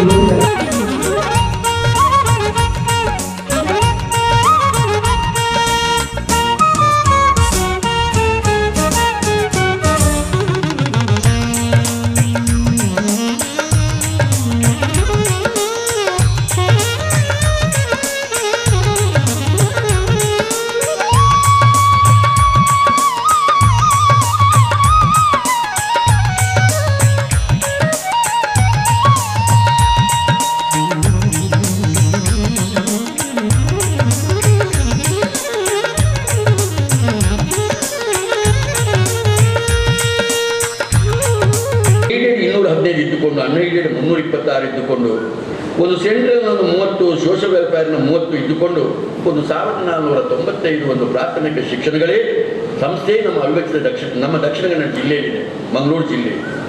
ಇವತ್ತು 8ರಿಂದ 10ನೇ ತರಗತಿ ಹೈಸ್ಕೂಲ್ ತೆಗೆದ್ರು ಒಂದು ಗೌರ್ಮೆಂಟ್ 169, ಒಂದು 119 ಏಡೆಡ್, ಅನ್ಎಯ್ಡೆಡ್ 258, ಸೆಂಟ್ರಲ್ ಒಂದು 3, ಸೋಷಿಯಲ್ ವೆಲ್ಫೇರ್ನ 11 ಸೇರಿ ಒಂದು 560 ಹೈಸ್ಕೂಲ್ಗಳು ಪ್ರೌಢಶಾಲೆಗಳು ನಮ್ಮ ಅವಿಭಜಿತ ಜಿಲ್ಲೆಯಲ್ಲಿದೆ. ಹೆಚ್ಚು ಕಡಿಮೆ ಇಲ್ಲಿ ಇರುವಂತಹ ಶಿಕ್ಷಕ ವೃಂದ ಒಂದು 10,000ಕ್ಕೂ ಮಿಕ್ಕಿ ಒಂದು 15,000ರಷ್ಟು ಶಿಕ್ಷಕ ವೃಂದ ಇರ್ಬೋದು. ಬಹಳ ಪ್ರಾಥಮಿಕವಾಗಿ ನಾನು ಹೇಳಿದಂಥ ಒಂದು ಇಡೀ ನಮ್ಮ ಒಂದು ಕ್ರೀಡಾ ಮನೋಭಾವ ಬೆಳಿಬೇಕಾದ್ರೆ, ಒಂದು ಕ್ರೀಡೆಗೆ ಆಸಕ್ತಿ ಕೊಡಬೇಕಾದ್ರೆ ಒಂದು ಸಂಸ್ಥೆಯಲ್ಲಿ ಕನಿಷ್ಠ ಒಂದು ದೈಹಿಕ ಶಿಕ್ಷಕರಾಗೋ ಇಲ್ಲದೆ ಒಂದು 700ರಷ್ಟು ಮಾತ್ರ ಶಿಕ್ಷಕ ವೃಂದ, ಒಂದು ದೈಹಿಕ ಶಿಕ್ಷಕರು ನಮ್ಮ ಅವಿಭಜಿತ ದಕ್ಷಿಣ ಕನ್ನಡ ಜಿಲ್ಲೆಗೆ ಇರುವುದು ಇದು ಎಂಥ ತಮಾಷೆ ಅನ್ನೋದು ನೆನಪಿಟ್ಕೊಳ್ಳಿ. ಇದು ಎಂಥ ತಮಾಷೆ, ಇದಕ್ಕಿಂತ ದೊಡ್ಡ ತಮಾಷೆ ಇವತ್ತು ಬೇರೆ ಯಾವುದಾದ್ರೂ ಇದೆಯಾ ಹೇಳಿ? ಹಾಗಾದರೆ ಇದಕ್ಕೆ ಇಷ್ಟು ಒತ್ತು ಕೊಟ್ಟರೆ ಇದರಿಂದ ಮುಂದೆ ಏನಾಗುವುದು? ಈ ಅನಾಹುತದ ಬಗ್ಗೆ ನಮ್ಮನ್ನು ಆಳುವಂಥ ರಾಜ್ಯ ಸರ್ಕಾರಗಳು ಯಾತಕ್ಕೆ ಆಲೋಚನೆ ಮಾಡುವುದಿಲ್ಲ ಎಂಬುದೇ ನನಗೆ ಅರ್ಥವಾಗ್ತಾ ಇಲ್ಲ. ಈ ದೃಷ್ಟಿಯಲ್ಲಿ ಇದು ನಮ್ಮ ಬಹಳ ದೊಡ್ಡ ಸೋಲು ಅಂತ ನಾನು ನೆನೆಸಿಕೊಳ್ತೇನೆ. ಹೀಗೆ ಹೋದರೆ, ಇಂಥ ಆಮೆಗತಿಯಲ್ಲಿ ಹೋದರೆ ಇವತ್ತು ಜಗತ್ತಿನ ಯಾವ ವಿಷಯಕ್ಕಾಗುವಾಗ ಜಾಗತಿಕವಾಗಿ ನಾವು ಕ್ರೀಡೆಯನ್ನು ಆಲೋಚನೆ ಮಾಡಲಿಕ್ಕೆ ಸಾಧ್ಯ ಇಲ್ಲ. ನಾನು ಬಹಳ ಮುಖ್ಯವಾಗಿ ಪದಕಗಳನ್ನೇ ಮನಸ್ಸಲ್ಲಿ ಇಟ್ಟುಕೊಂಡು ನಾನು ಮಾತಾಡ್ತೇನೆ. ಪದಕ ಬಿಡಿ, ಆ ಪದಕ ಬಹಳ ಮುಖ್ಯವಾಗಿಲ್ಲ. ಕ್ರೀಡೆಯಿಂದ ಒಂದು ಆರೋಗ್ಯ ಎಂಬುದು ಎಷ್ಟು ಬಲು ಮುಖ್ಯ ಎಂಬುದು ನಮಗೆಲ್ಲ ಗೊತ್ತಿರುವ ವಿಚಾರ. ಆ ವಿಚಾರದ ನಾನು ವಿಶ್ಲೇಷಣೆ ಮಾಡಲಿಕ್ಕೆ ಹೋಗ್ತೇನೆ. ಕ್ರೀಡೆಯನ್ನು ಒಂದು ಆರೋಗ್ಯ ದೃಷ್ಟಿಯಲ್ಲಿ ನೋಡುವ, ಒಂದು ಕ್ರೀಡೆ ಆಡುವಾಗ ಆ ಆಟದ ಮುಖಾಂತರ ಒಂದು ಎಂಥ ಸಾಮರಸ್ಯವನ್ನು ನಮಗೆ ಅನುಭವ ಆಗ್ತದೆ, ಎಂಥ ಸೌಹಾರ್ದತೆ ಒಂದು ಅನುಭವ ಆಗ್ತದೆ, ಎಂಥ ಪ್ರೀತಿ ಒಂದು ಅನುಭವ ಆಗ್ತದೆ, ಅದನ್ನು ಒಂದು ಆಲೋಚನೆ ಮಾಡುವ. ಆಮೇಲೆ ಒಂದು ಕ್ರೀಡೆಯಿಂದ ಒಂದು ಕ್ರೀಡಾ ಮನೋಭಾವ, ಆ ಕ್ರೀಡೆಯಿಂದ ಆಡುವುದರಿಂದ ನಾನು ಗೆಲ್ಲಬೇಕು, ಸೋಲನ್ನು ಸುಲಭದಲ್ಲಿ ಒಪ್ಪಬಾರದು ಅಂತಹ ಒಂದು ಕ್ರೀಡಾ ಮನೋಭಾವ ನಮ್ಮ ಶರೀರದಲ್ಲಿ, ನಮ್ಮ ಮನಸ್ಸಿನಲ್ಲಿ ಎಷ್ಟು ಉತ್ಪತ್ತಿ ಆಗ್ತದೆ ಎಂಬುದನ್ನು ಗಮನಿಸಿ. ಇನ್ನು ಮುಂದೆ ಹೋದರೆ ಬಹಳಷ್ಟು ನಮ್ಮ ಕ್ರೀಡೆಯಿಂದ ಪದಕಗಳು ಬಹಳ ಮುಖ್ಯ. ನಮ್ಮ ಇಡೀ ದೇಶವನ್ನು ಜಗತ್ತಿನಲ್ಲಿ ತುಲನೆ ಮಾಡುವಾಗ ಎಲ್ಲ ನಮ್ಮ ಕ್ರೀಡೆಯಲ್ಲಿ ಪದಕಗಳು ಕೂಡ ಮುಖ್ಯ. ಅಂತ ಪದಕ ಇಷ್ಟು ವಿಭಾಗದಲ್ಲಿ ನಾವು ಆಲೋಚನೆ ಮಾಡುವಾಗ ಒಂದು ಕ್ರೀಡೆಯಿಂದ ಸಿಕ್ಕುವಂಥ ಒಂದು ಅನುಭವ ಏನು, ಇಂತಹ ಒಂದು ಅನುಭವ ನಮ್ಮ ಒಂದು ಶರೀರದಲ್ಲಿ ಎಷ್ಟು ಪ್ರಾಮುಖ್ಯ ಎಂಬುದನ್ನು ನಾವು ಆಲೋಚನೆ ಮಾಡಬೇಕು. ಈ ದೃಷ್ಟಿಯಲ್ಲಿ ಯಾತಕಪ್ಪ ಒಂದು ಸರ್ಕಾರ ಆಗಲಿ, ಇದಕ್ಕೆ ಸಂಬಂಧಪಟ್ಟವರಾಗಲಿ ಇದಕ್ಕೆ ಯಾಕೆ ಒತ್ತು ಕೊಡುವುದಿಲ್ಲ ಎಂಬುದೇ ನನಗೆ ಇವತ್ತಿಗೂ ನನಗೆ ಈ ಪ್ರಶ್ನೆಗೆ ಒಂದು ಉತ್ತರ ಸಿಗ್ತಾ ಇಲ್ಲ. ಈ ದೃಷ್ಟಿಯಲ್ಲಿ ನಾವು ಖಂಡಿತ ನಾವೆಲ್ಲರೂ ನಮ್ಮ ಸಂಘಟಿತವಾದಂಥ ಹೋರಾಟ ಆಗಬೇಕು. ನಾವೆಲ್ಲ ಹೋರಾಟ ಮಾಡಿ ಈ ರಾಜ್ಯದಲ್ಲಿ ಬಹಳಷ್ಟು ಒಂದು ದೈಹಿಕ ಶಿಕ್ಷಣ ಎಷ್ಟು ವರ್ಷವಾಯಿತು. ಒಂದು ಎಲಿಮೆಂಟರಿ ಶಾಲೆಗೆ, ಒಂದು ಪ್ರಾಥಮಿಕ ಶಿಕ್ಷಣಕ್ಕೆ ಒಂದು ಕ್ರೀಡಾ ಅಧಿಕಾರಿಗಳನ್ನು ನೇಮಕ ಮಾಡದೆ, ಒಂದು ಫಿಸಿಕಲ್ ಡೈರೆಕ್ಟರ್ ನೇಮಕ ಮಾಡದೆ ಅದು ಎಷ್ಟು ವರ್ಷವಾಯ್ತು ಹೇಳಿ. ಇದಕ್ಕಿಂತ ದೊಡ್ಡ ನಾಚಿಕೆ ನಮ್ಮ ಸರ್ಕಾರಕ್ಕಾಗಲಿ ನಮ್ಮ ಸಮಾಜಕ್ಕಾಗಲಿ ಬೇರೆ ಉಂಟ ಹೇಳಿ. ಇವತ್ತು ಒಂದು ಪ್ರೌಢಶಾಲೆಗೆ ಅಷ್ಟಕ್ಕಷ್ಟೇ ಆಗ್ತಾ ಇದೆ. ಇಡೀ ಒಂದು ಕ್ರೀಡೆಗೆ ಸಂಬಂಧಪಟ್ಟಂತ ಎಷ್ಟು ಜನ ಇವತ್ತು ಅದನ್ನು ಕಲ್ತಂತ, ಎಷ್ಟು ಲೀಟರ್ ಬೆವರು ಸುರಿಸಿದಂತ ಒಂದು ಮಕ್ಕಳು ಇವತ್ತು ಕೆಲಸ ಇಲ್ಲದೆ ಎಷ್ಟು ಅಸಹಾಯಕರಾಗಿದ್ದಾರೆ ಎಂಬುದನ್ನು ಗಮನಿಸಿ. ಈ ದೃಷ್ಟಿಯಲ್ಲಿ ಇದು ಬಹಳ ದೊಡ್ಡ ನಮ್ಮ ತಪ್ಪು ಎಂಬುದನ್ನು ನಾನು ಇಲ್ಲಿ ಒತ್ತಿ ಹೇಳ್ತಾ ಇದ್ದೇನೆ. ಇಂತಹ ಸಂದರ್ಭದಲ್ಲಿ ಇವತ್ತು ನಮ್ಮ ಕ್ರೀಡೆಯನ್ನು ತೆಗೆದು ನೋಡುವಾಗಲೂ ನನಗೆ ಏನಪ್ಪ ಒಂದು ಕಾಟಾಚಾರಕ್ಕೆ ನಡೆಯುವಾಗಿದ್ದು ಆಗ್ತಾ ಇದೆ. ನಾನು ಹಿಂದೆ ಹೇಳಿದ್ದೇನೆ, ನಾವೆಲ್ಲ ತುಳುನಾಡಿನವರು, ನಾವು ಸ್ವಲ್ಪ ದೈವಗಳ ಬಗ್ಗೆ ಸ್ವಲ್ಪ ಬಹಳ ಹೆದರಿಕೆ ಇರುವ, ಈ ದೈವವನ್ನು ಬಹಳ ಹೆದರಿಕೆಯಿಂದಲೇ ಹೆಚ್ಚಾಗಿ ನಾವು ಅದನ್ನು ನಾವು ಆರಾಧಿಸ್ತೀವಿ. ನನಗೆ ಆಗ್ತಾ ಇದೆ, ಯಾವಾಗಲೂ ನಾನು ಹೇಳಲಿಕ್ಕಿದೆ, ಇದೊಂದು ನಮ್ಮಲ್ಲಿ ಆಗುವಂಥ ಒಂದು ಕ್ರೀಡಾ ಉತ್ಸವ ಆಗಲಿ ಅಥವಾ ಏನೇ ಆಗಲಿ ಇದೊಂದು ದೈವದ ಕೆಲಸ ಆಗಿ ಮಾಡೋದು ನಾವು. ಯಾಕೆಂದರೆ ದೈವ ಇಲ್ಲ ನಮಗೆ ತೊಂದರೆ ಕೊಡ್ತದೆ ಏನೋ ಅಂತೇಳಿ ನೆನೆಸ್ಕೊಂಡು ಇದಕ್ಕೆ ಸಂಬಂಧಪಟ್ಟ ಅಧಿಕಾರಿಗಳಾಗಲಿ ಸರ್ಕಾರವಾಗಲಿ ಒಂದು ವರ್ಷಕ್ಕೆ ನಡೆಯುವಂಥ ಕ್ರೀಡೋತ್ಸವವನ್ನು ಹೋಗಿ ಗಮನಿಸಿದರೆ ಇಂದಿನ ತನಕ ನಾನು ನೋಡ್ತಾ ಇದ್ದೇನೆ, ಇದೊಂದು ದೈವದ ನಾವು ಒಂದು ದೈವದ ನೇಮಗಳು, ಅದಕ್ಕೆ ಆಗುವ ಅಗೇಲುಗಳನ್ನು ಇದನ್ನೆಲ್ಲ ಹೇಳ್ತೇವೆ. ಇದು ವರ್ಷ ಆಗದೆ ಹೋದರೆ ಎಲ್ಲಿಯಾದರೂ ದೈವ ತೊಂದರೆ ಕೊಡ್ತದ ಅಂತ ನೆನೆಸಿಕೊಂಡು ಈ ಒಂದು ರೀತಿಯಲ್ಲಿ ಇದೊಂದು ನಡೆಯುವುದನ್ನು ನೋಡುವಾಗ ನನಗಂತೂ ಅದೊಂದು ನಾಚಿಕೆ ಆಗ್ತಾ ಇದೆ. ಎಂತಹ ಲಕ್ಷ ಕೋಟಿ ರೂಪಾಯಿ ಖರ್ಚು ಮಾಡುವುದನ್ನೆಲ್ಲ ನಾನು ನೋಡ್ತಾ ಇದ್ದೇನೆ. ಇಂತಹ ಸಂದರ್ಭದಲ್ಲಿ ನಮ್ಮ ಒಂದು ಕ್ರೀಡೋತ್ಸವ ಈಗ ಆಗುವಂಥ ವಿಧಾನವನ್ನು ನೋಡುವಾಗ ಅದು ಬಹಳ ನಾಚಿಕೆ. ಯಾಕೆಂದರೆ ಎಂತೆಂಥ ನಮ್ಮ ಕ್ಷೇತ್ರಗಳು ಇವತ್ತು ವೃದ್ಧಿಯಾಗಿದೆ, ಎಂಥ ಅದ್ಭುತವಾಗಿದೆ, ವೈಭವೀಕರಣ ಆಗಿದೆ. ಆದರೆ ನಮ್ಮ ಕ್ರೀಡೋತ್ಸವ ಇನ್ನೂ ಈ ರೀತಿಯ ಒಂದು ಆಮೆಗತಿಯಲ್ಲಿ ಹೋಗ್ತಾ ಇದೆ ಅಲ್ಲ. ಇದಕ್ಕೊಂದು ಇಷ್ಟು ಕ್ಷೀಣವಾದಂತಹ ಒಂದು ಬಜೆಟ್ಗಳನ್ನು ಇಡ್ತಾರಲ್ಲ, ಇಂತಹ ಬಜೆಟನ್ನು ಇಟ್ಟರೆ ನಾವು ಮುಂದೆ ಏನು ಮಾಡಲಿಕ್ಕೆ ಸಾಧ್ಯ ಹೇಳಿ. ಒಂದು ಕ್ರೀಡೋತ್ಸವಕ್ಕೆ ಕೊಡುವಂಥ ದುಡ್ಡು ಅದು ನಮ್ಮ ಇಲಾಖೆಯವರಾಗಲಿ, ನಮ್ಮ ಯೂನಿವರ್ಸಿಟಿ ಆಗಲಿ, ರಾಜ್ಯ ಸರ್ಕಾರ ಆಗಲಿ ಇದನ್ನು ಕೊಡ್ತಾರಪ್ಪ. ಒಬ್ಬ ಕ್ರೀಡಾ ಮಂತ್ರಿ ಬರ್ತಾರೆ, ಆ ಕ್ರೀಡಾ ಮಂತ್ರಿ ಅವರು ಹೇಳಿದ್ದನ್ನು ನಾನು ಕಿವಿಯಲ್ಲಿ ಕೇಳುವಾಗ ನನ್ನ ಕಿವಿ ಗುಂಗ್ ಹೇಳ್ತಾ ಇದ್ದೆ. ಏನಂತ ಹೇಳಿದ್ರೆ, ಈ ಒಂದು 120 ಕೋಟಿ 130 ಕೋಟಿ ರೂಪಾಯಿಯ ಬಜೆಟ್ ಇಟ್ಕೊಂಡು ನಾನು ಏನು ಮಾಡಲಪ್ಪ, ನನ್ನ ಮನೆಯಲ್ಲಿ ವರ್ಷಕ್ಕೆ ನನಗೆ 150-200-250 ಕೋಟಿಯ ನಾನು ನನ್ನ ಖರ್ಚಿಗೆ ನಾನು ನನ್ನ ಮನೆಯನ್ನು ಮುಂದುವರಿಸ್ತೇನೆ, ನನ್ನ ಇಲಾಖೆಯಲ್ಲಿ ಇರುವುದು ಇದು ಅಂತ ಹೇಳ್ತಾರೆ. ಎಂಥ ನಾಚಿಕೆ. ಇಡೀ ಒಂದು ನಮ್ಮ ರಾಜ್ಯದಲ್ಲಿ ಯಾವ್ಯಾವ ಇಲಾಖೆಗೆ ಇವತ್ತು 45,000 ಕೋಟಿ 30,000 ಕೋಟಿ ಇಂಥ ಎಲ್ಲ ಒಂದು ಬಜೆಟ್ ಇರುವಾಗ ನಮ್ಮ ಕ್ರೀಡೆಗೆ ಸಂಬಂಧಪಟ್ಟಂತಹ ಒಂದು ಕ್ರೀಡೆಗೆ ಮತ್ತು ಸಂಸ್ಕೃತಿಗೆ ಸಂಬಂಧಪಟ್ಟಂತಹ ವಿಚಾರಕ್ಕೆ ಆಗುವಾಗ ಕ್ರೀಡೆಗೆ ಒಂದು 200 ಕೋಟಿ, ನಮ್ಮ ಒಂದು ಸಾಂಸ್ಕೃತಿಕಕ್ಕೆ ನಮ್ಮ ಕನ್ನಡ ಸಂಸ್ಕೃತಿ ಇಲಾಖೆಗೆ ಒಂದು 200 ಕೋಟಿ ರೂಪಾಯಿ ಇಟ್ಟರೆ ಇದರಿಂದ ಏನು ಮಾಡ್ಬೋದು ಹೇಳಿ. ಅವರು ಹಾಕಿಕೊಟ್ಟಂಥ ಕೂಸು ಇದ್ದಂಥ ಆ ಒಂದು ಕೆಲವು ಕ್ರೀಡಾ ಹಾಸ್ಟೆಲ್ಗಳು, ಅವರಲ್ಲಿ ಇದ್ದಂತಹ ಕೆಲವು ಅಧಿಕಾರಿ, ಇವರಿಗೆಲ್ಲ ಒಂದು ಸಂಬಳ ಕೊಟ್ಟು ಅದನ್ನು ಮಾಡಿಕೊಂಡು ಮುಂದೆ ಒಂದು ಕ್ರೀಡೆಯ ಒಂದು ಅಭಿವೃದ್ಧಿಗಾಗಿ ಖರ್ಚು ಮಾಡಲಿಕ್ಕೆ ಏನಿದೆ, ಏನು ಸಿಗ್ಬೋದು ಎಂಬುದನ್ನು ಆಲೋಚನೆ ಮಾಡಿ ಇದನ್ನು ಕೂಡ ನಮ್ಮ ಪೂರ್ವಜರಿಗೆ ನಾವು ಒಂದು ಎಲೆ ಹಾಕಿ ಬಳಸುವ ಹಾಗೆ ಅದನ್ನು ಕೂಡ ಸ್ವಲ್ಪ ಏನಾದರೂ ಕೊಟ್ಟು ಇದನ್ನು ನಡೆಸಿಕೊಂಡು ಹೋಗುವುದನ್ನು ನಾನು ಗಮನಿಸಿದ್ದೇನೆ. ಇದೆಲ್ಲವೂ ನಮಗೆ ಬಹಳ ವ್ಯಥೆ ತರುವಂತಹ ವಿಚಾರ. ಇದು ಯಾತಕ್ಕೆ ಹೀಗೆ ಆಗ್ತಾ ಇದೆ? ನಾನು ಇಲ್ಲೂ ಹೇಳುವುದಿಷ್ಟೇ, ಜಿಲ್ಲೆಯಿಂದ ವಿಭಾಗ ರಾಜ್ಯ ಮಟ್ಟದಲ್ಲಿ ಭಾಗವಹಿಸುವಂತಹ ಮಕ್ಕಳಿಗೂ ಒಂದು ಭತ್ತೆ ಕೊಡುವಷ್ಟು ನಮ್ಮಲ್ಲಿ ಯೋಗ್ಯತೆ ಇಲ್ಲ. ಒಂದು ಟೀ ಕೊಡ್ತಾರೆ, ಒಂದು ಭತ್ತೆ ಎಷ್ಟಪ್ಪ ಒಂದು ವಿದ್ಯಾರ್ಥಿ ಮೇಲೆ ಎಷ್ಟು 1000 ವಿದ್ಯಾರ್ಥಿ ಇದ್ದಾರೆ ಹೇಳಿ. ಒಂದು 106 ವಿದ್ಯಾರ್ಥಿಗಳಿಗೆ ಒಂದು ದಿನಕ್ಕೆ ಒಂದು 100 ರೂಪಾಯಿ ಭತ್ತೆ ಕೊಡುವಷ್ಟು ನಮ್ಮ ರಾಜ್ಯ ಸರ್ಕಾರಕ್ಕೆ ಒಂದು ಯೋಗ್ಯತೆ ಇಲ್ಲಲ್ವಾ? ಇವತ್ತು ಯಾವುದಕ್ಕೆ ಎಂತೆಂತಹ ಒಂದು ಬಜೆಟ್ಗಳು ಇಡ್ತಾರೆ, ಎಂತೆಂಥ ಸಾವಿರ ಮೊತ್ತಗಳನ್ನು ಇಡ್ತಾರೆ. ಒಂದು ಇಂಥ ಸಾಧನೆ ಮಾಡಿದ ವಿದ್ಯಾರ್ಥಿಗಳನ್ನು ಒಂದು ಬೆಂಗಳೂರಿಗೆ ಕರೆಸ್ಕೊಂಡು ಹೋಗಲಿಕ್ಕೆ ಅಥವಾ ಹೊರ ರಾಜ್ಯಗಳಿಗೆ ಕರ್ಕೊಂಡು ಹೋಗಲಿಕ್ಕೆ ಒಂದು ಭತ್ಯೆಗಳನ್ನು ಕೊಡುವಂತಹ ಸ್ಥಿತಿಯೂ ಇಲ್ಲಲ್ಲ. ಇದು ನನಗೆ ಬಹಳ ನಾಚಿಕೆಗಳನ್ನು ಕೊಡ್ತಾ ಇದೆ. ಇದನ್ನೂ ಕೂಡ ಇವತ್ತು ಖಂಡಿತ ಇನ್ನಾದರೂ ಒಂದು ಸರ್ಕಾರ ಸ್ವಲ್ಪ ಎಚ್ಚೆತ್ತುಕೊಳ್ಳಿ. ಕ್ರೀಡಾಕೂಟ ಮಾಡುವವರಿಗೆ, ಆಮೇಲೆ ಇಂಥ ಸಾಧನೆ ಮಾಡಿದಂಥ ಮಕ್ಕಳಿಗೆ ಕೊಡುವ ಭತ್ಯೆಯಲ್ಲಿ ಸ್ವಲ್ಪ ಆದರೂ ಇವರಿಗೆ ಒಂದು ಪ್ರಯೋಜನ ಆಗುವ ಹಾಗೆ ಒಂದು ಗೌರವಾನ್ವಿತ ಮೊತ್ತವನ್ನು ಕೊಡುವಂಥ ಸ್ಥಿತಿ ನಮ್ಮಲ್ಲಿ ಬರಲಿ. ಇವತ್ತು ಈ ವಿಷಯಗಳನ್ನು ಮಾತಾಡ್ತಾ ಹೋದರೆ ಬಹಳಷ್ಟು ನಾವು ಮಾತಾಡ್ತಾ ಹೋಗ್ಬೋದು. ಇಂಥ ಸ್ಥಿತಿಯಲ್ಲಿ ಇವತ್ತು ನಾನು ಖಂಡಿತ ಹೇಳ್ತೇನೆ, ಕ್ರೀಡೆ ಎಂಬುದನ್ನು ಬಹಳ ಪ್ರಮುಖವಾಗಿ ನಾವು ಗಮನಿಸ್ತಾ ಹೋಗಬೇಕು. ನಾನು ನೋಡಿದ್ದೇನೆ, ನನ್ನ ಜೀವನದಲ್ಲಿ ನೋಡಿದ್ದೇನೆ, ಇವತ್ತು ಇಡೀ ಜೀವನದಲ್ಲಿ ನೋಡಿದ್ದೇವೆ. ಇವತ್ತು ಬೇರೆ ಬೇರೆ ಹಂತಗಳಲ್ಲಿ ಇದನ್ನು ನೋಡಿಕೊಂಡು ಬಹಳಷ್ಟು ದುಃಖಗಳನ್ನು ನಾವು ಅನುಭವಿಸಿದ್ದೇವೆ. ಇವತ್ತೊಂದು ಅದರಲ್ಲೂ ಪ್ರಮುಖವಾಗಿ ಇಡೀ ಒಂದು ದೇಶವನ್ನು ಗಮನಿಸುವಾಗ, ರಾಜ್ಯವನ್ನು ಗಮನಿಸುವಾಗ, ಹೊರ ದೇಶವನ್ನು ಗಮನಿಸುವಾಗ ನಾವಿನ್ನು ಎತ್ತ ಕಡೆಗೆ ಹೋಗಲಿಕ್ಕಿದೆ. ನಾವೊಂದು ವಿಶೇಷವಾದಂತಹ ಸಾಧನೆ ಮಾಡಿ ಮಾಡಿ ಮಾಡಿ ಒಂದು 20 ವರ್ಷದ 30 ವರ್ಷದ ದಾಖಲೆಯನ್ನು ಮುರಿದು, ನಮ್ಮ ರಾಜ್ಯದ ದೇಶದ ದಾಖಲೆಯನ್ನು ಮುರಿದು ಒಂದು ವ್ಯಕ್ತಿಯನ್ನು ತರಲಿಕ್ಕೆ 20-30 ವರ್ಷ ಕಾಲ ಹೋಗ್ತದೆ.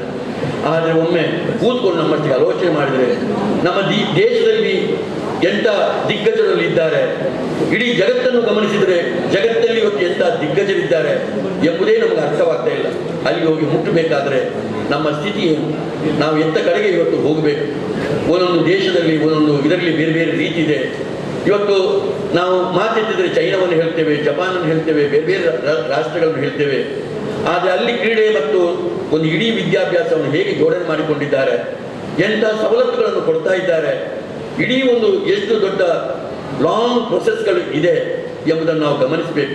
ಈ ದೃಷ್ಟಿಯಲ್ಲಿ ನೋಡಿದರೆ ನಮ್ಮ ಸಾಧನೆಗಳು ಏನೂ ಅಲ್ಲ ಅಂತ ನನಗೆ ಅನಿಸ್ತಾ ಇದೆ. ಎಷ್ಟೋ ಸಲ ಗಮನಿಸುವಾಗ ನಾವು ಒಂದು ಯೂನಿವರ್ಸಿಟಿಯಲ್ಲಿ ಒಂದು ರ್ಯಾಂಕ್ ಬಂದ ವಿದ್ಯಾರ್ಥಿಯನ್ನು ಭಾಳ ದೊಡ್ಡ ಪಟ ಹಾಕಿ ಎಷ್ಟು ರಾರಾಜಿಸ್ತೇವೆ.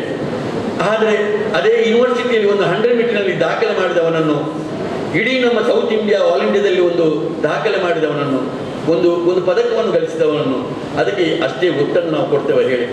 ಮಂಗಳೂರು ಯೂನಿವರ್ಸಿಟಿಯಲ್ಲಿ ಅದೆಷ್ಟೋ ಕೋರ್ಸ್ಗಳು ನನ್ನಲ್ಲಿದೆ. ನಾವು ಈ ಸಲ 52 ರ್ಯಾಂಕ್ ಆಳ್ವಾಸಿಗೆ ಬಂತು ಅಂತೇಳಿ ನಾವು ಜಂಬ ಕೊಚ್ಚುತ್ತಾ ಇದ್ದೇವೆ. ಆದರೆ ಆ ರ್ಯಾಂಕನ್ನು ಗಮನಿಸಬೇಕು. ಒಂದೊಂದು ವಿಭಾಗದಲ್ಲಿ ಎಲ್ಲಿಯಾದರೂ ಒಂದು 100 ಮಕ್ಕಳಿದ್ದಲ್ಲೂ ಕೂಡ ಒಂದು ರ್ಯಾಂಕ್ ಇದೆ, ಒಂದು 500 ಮಕ್ಕಳಿದ್ದರೂ ಒಂದು 2-3 ರ್ಯಾಂಕ್ ಇದೆ, ಒಂದು 1000 ಮಕ್ಕಳಿದ್ದರೂ ಅಲ್ಲಿ ಒಂದು 5-10 ರ್ಯಾಂಕ್ಗಳಿದೆ. ಹೆಚ್ಚು ತಿಳಿದರೆ 5,000 10,000ಗಿಂತ ಹೆಚ್ಚು ವಿದ್ಯಾರ್ಥಿಗಳೇ ಇಲ್ಲ ಆ ವಿಭಾಗದಲ್ಲಿ. ಅದರಲ್ಲಿ ಬಂದಂತಹ 10 ರ್ಯಾಂಕನ್ನು ನಾವು ಬಹಳ ದೊಡ್ಡ ಸಂಗತಿಯಾಗಿ ಹೇಳ್ತೇವೆ.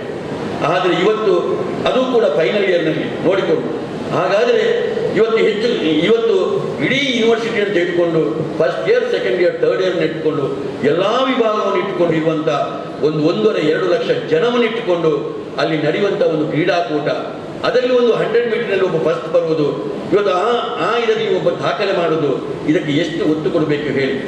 ಒಂದು 100 ಮಕ್ಕಳನ್ನು ಪ್ರತಿಸುವಂಥ ಒಬ್ಬ ವ್ಯಕ್ತಿಗೆ ನಾವು ಅಷ್ಟು ಪ್ರಾಮುಖ್ಯತೆ ಕೊಡುವಾಗ 1.5 ಲಕ್ಷ 2 ಲಕ್ಷ ಜನವನ್ನು ಪ್ರತಿಸುವಂಥ ಒಬ್ಬ ಕ್ರೀಡೆಯಲ್ಲಿ ಪ್ರತಿಸುವಂಥ ಒಬ್ಬ ವ್ಯಕ್ತಿಗೆ ಎಷ್ಟು ಪ್ರಾಧಾನ್ಯತೆ ಕೊಡಬೇಕು. ಇವತ್ತು ಒಂದು ದೇಶದಲ್ಲಿ ಒಂದು ಅತಿ ಹೆಚ್ಚು ವೇಗದ ವಿದ್ಯಾರ್ಥಿಯಾಗಿ ಒಬ್ಬ ಎಲೆಕ್ದಾಸನ್ ನಮ್ಮ ವಿದ್ಯಾರ್ಥಿ ಬಂದಿದ್ದರೆ, ದಾರುಣ್ ಎಂಬ 400 ಮೀಟರ್ ಬಂದಿದ್ದರೆ, ಇವತ್ತು ಇಂದ್ರಜಿತ್ ಎಂಬ ಒಬ್ಬ ಶಾರ್ಟ್ ಪುಟ್ನಲ್ಲಿ ದಾಖಲೆ ಮಾಡಿದರೆ, ಅವರು ಏನದು ಒಂದು 15-20 ಕೋಟಿ ಜನಸಂಖ್ಯೆ ಅಂತ ಯುವಕರು, ಅವರ ವಿಭಾಗದಲ್ಲಿರುವ ಯುವಕರು ಇವತ್ತೊಂದು ಹತ್ತಿರ ಒಂದು 1000 ಯೂನಿವರ್ಸಿಟಿ, ಮಂಗಳೂರು ಯೂನಿವರ್ಸಿಟಿ ಹಾಗೆ ಅದು ಡೀಮ್ಡ್ ಯೂನಿವರ್ಸಿಟಿ ಇರ್ಬೋದು, ಅಟೋನಮಸ್ ಇರ್ಬೋದು, ಇದೆಲ್ಲ ಸೇರಿಕೊಂಡು 1,000 ಯೂನಿವರ್ಸಿಟಿಗಳನ್ನು ಪ್ರತಿನಿಧಿಸಿಕೊಂಡು ಬರುವಂಥ ಒಬ್ಬ ವಿದ್ಯಾರ್ಥಿ, ಅವನು ಇವತ್ತೊಂದು ಗೋಲ್ಡ್ ಮೆಡಲ್ ಪಡೆಯೋದು, ಅವನೊಬ್ಬ ರೆಕಾರ್ಡ್ ಮಾಡೋದು ಏನು ಸಾಮಾನ್ಯ ವಿಚಾರ ಹೇಳಿ. ಅಂಥವನನ್ನು ನಾವು ಹೇಗೆ ಪ್ರಸ್ತುತಪಡಿಸಬೇಕು, ಅವನನ್ನು ಹೇಗೆ ಸನ್ಮಾನ ಮಾಡಬೇಕು ಎಂಬುದನ್ನು ನೀವೊಂದು ಅರ್ಥ ಮಾಡಿಕೊಳ್ಳಿ. ಇದನ್ನು ಅದಕ್ಕೆ ಎಷ್ಟು ಒತ್ತು ಕೊಡ್ತಾ ಇದ್ದಾರೆ ಹೇಳಿ. ಈ ವರ್ಷವೇ ಈಗ ಎಲೆಕ್ದಾಸನ್ ನಮ್ಮದು 10.24ನಲ್ಲಿ ಲಾಂಗ್ 100 ಮೀಟರ್ ಓಡಿದ. ಇಷ್ಟ ತನಕ ಆ ಸಾಧನೆಯನ್ನು ಯಾರೂ ಮಾಡಲಿಲ್ಲ. ಎಷ್ಟು ನಮ್ಮ ಮಾಧ್ಯಮಗಳು, ಎಷ್ಟು ನಮ್ಮ ಯೂನಿವರ್ಸಿಟಿಗಳು, ಎಷ್ಟು ನಮ್ಮ ರಾಜ್ಯ ಸರ್ಕಾರ ಅದರ ಬಗ್ಗೆ ಒಂದು ಹೇಳಿತು ನೋಡಿ ಹೇಳಿ. ಯಾರಿಗೆ ಗೊತ್ತಿದೆ ಹೇಳಿ. ಇದು ಮೊನ್ನೆ ಆದಂತಹ ಘಟನೆ. ಇವತ್ತು ಇಂಥದ್ದು ನಾನು ಬಹಳಷ್ಟು ಹೇಳ್ಬೋದು. ಹಾಗಾದರೆ ಅದಕ್ಕೆಷ್ಟು ಒತ್ತು ಕೊಡ್ತೇವೆ. ಶಿಕ್ಷಣಾಧಿಕಾರಿಗಳಿದ್ದಾರೆ, ನನಗೆ ಖಂಡಿತ ಅವರ ಮೇಲೆ ಗೌರವವಿದೆ, ನಾನು ಗೌರವವಿಲ್ಲದೆ ಮಾತನಾಡೋದಲ್ಲ. ಆದರೆ ಇವತ್ತೊಂದು ರ್ಯಾಂಕ್ ಬಂದಾಗ, ಅದು PUCಯಲ್ಲಿ ಇರ್ಬೋದು, 10th ಇರ್ಬೋದು, ಯಾವುದೇ ರ್ಯಾಂಕ್ ಅಲ್ಲ, ಒಂದು ಅತಿ ಹೆಚ್ಚು ಮಾರ್ಕ್ ಬಂದಾಗ ನಾವು ಅವರಿಗೆ ಎಷ್ಟು ಪುರಸ್ಕಾರ ಕೊಡ್ತೇವೆ. ಅದೇ ಸ್ಥಾನದಲ್ಲಿ ಇವತ್ತೊಂದು ರಾಜ್ಯದಲ್ಲಿ ಒಬ್ಬ ವೇಗದ ಓಟಗಾರ ಒಬ್ಬ ಸೃಷ್ಟಿಯಾದರೆ, ಒಂದು ದಾಖಲೆಯನ್ನು ಮಾಡಿದರೆ ಅದಕ್ಕೆಷ್ಟು ನಾವು ಒತ್ತು ಕೊಡ್ತೇವೆ, ಅದಕ್ಕೆಷ್ಟು ನಾವು ಪ್ರಾಮುಖ್ಯತೆ ಕೊಡ್ತೇವೆ. ಹೀಗಾದಾಗ ಹೇಗೆ ಆಗ್ಬೋದು ಹೇಳಿ. ಈಗಂತೂ ಮಾಧ್ಯಮವನ್ನು ತೆಗೆದು ನೋಡಿದರೆ ಮೊನ್ನೆವರೆಗೆ ಕ್ರಿಕೆಟ್, ಅದೊಂದು ಕ್ರಿಕೆಟ್ ಮುಗಿಲಿಕ್ಕೆ ಇಲ್ಲ. ಎಲ್ಲಿಂದಾದ್ರೂ ಒಂದು ಏನಪ್ಪ ಇದು, ಆ ಕ್ರಿಕೆಟ್ ಒಂದು ಮುಗಿಲಿಕ್ಕೆ ಉಂಟ ಹೇಳಿ, ಒಂದು ಆ ಕ್ರಿಕೆಟ್ ಒಂದು ದಾಳಿಯಷ್ಟು ಒಂದು ಕ್ರೀಡೆ ಮೇಲೆ. ಈಗ ಫುಟ್ಬಾಲ್ ಬಂದಿದೆ, ಈಗ ಫುಟ್ಬಾಲ್ ಉಂಟು, ಅದರೊಟ್ಟಿಗೆ ಸ್ವಲ್ಪ ನಮ್ಮ ಕಬಡ್ಡಿ ಸಲ ಸೇರಿಕೊಂಡು ನನಗೆ ಸಂತೋಷ. ಇದೆಲ್ಲ ವೈಭವೀಕರಣ ಆಗಲಿ. ಖಂಡಿತ ನನಗೆ ಬಹಳ ಖುಷಿ. ನಾನೊಬ್ಬ ಕ್ರೀಡೆಯ ಮನೋಭಾವ ಇದ್ದದ್ದರಿಂದ ನಮ್ಮ ದೇಶದಲ್ಲಿರುವಂಥ ಯಾವ ಕ್ರೀಡೆಗಳು ಕೂಡ ವೈಭವೀಕರಣ ಆಗುತ್ತೆ. ಅದರ ಜೊತೆ ನಮ್ಮ ಜಿಲ್ಲೆಯಲ್ಲಿ ಏನಾಗ್ತಾ ಇದೆ, ನಮ್ಮ ರಾಜ್ಯದಲ್ಲಿ ಏನಾಗ್ತಾ ಇದೆ, ನಮ್ಮ ದೇಶದಲ್ಲಿ ಏನಾಗ್ತಾ ಇದೆ, ಇದಕ್ಕೊಂದು ಒತ್ತು ಕೊಡಬೇಕು ಅಂತ ಯಾವ ಮನಸ್ಸು ಆಗೋದಿಲ್ವ ಹೇಳಿ. ನಮ್ಮಲ್ಲಿ ಏನೋ ಒಂದು ಅನಾಹುತ ಆದಾಗ ಎಂಥದೋ ಒಂದು ಅವರ ಯಾರ್ಯಾರ ತಪ್ಪು ಒಂದು ಅವರವರದಾದಂಥ ಅನಾಹುತವನ್ನು ಇಟ್ಕೊಂಡು ನಮ್ಮ ಮಾಧ್ಯಮದವರು ಎಷ್ಟು ವೈಭವೀಕರಣ ಮಾಡ್ತಾರೆ.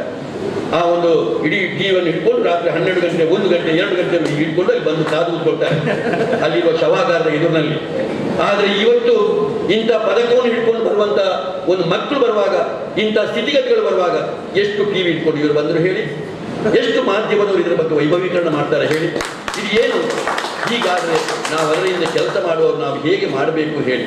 ನಾನು ಹೇಳುವಂಥ ಪ್ರಶ್ನೆ ಇಷ್ಟೇ, ನಮಗಂತೂ ಈ ಕ್ರೀಡೆ ಬಗ್ಗೆ ಇಟ್ಕೊಂಡು ಆಸಕ್ತಿ ಇಟ್ಕೊಂಡು ಹೋಗುವಂಥ ನಮಗೆ ಬಹಳಷ್ಟು ಇದರಿಂದ ಬೇರೆ ಬೇರೆ ರೀತಿಯ ತೊಂದರೆಗಳು ಆಗ್ತಾ ಇದೆ, ಬಹಳಷ್ಟು ಬೇಸರಗಳು ಆಗ್ತಾ ಇದೆ.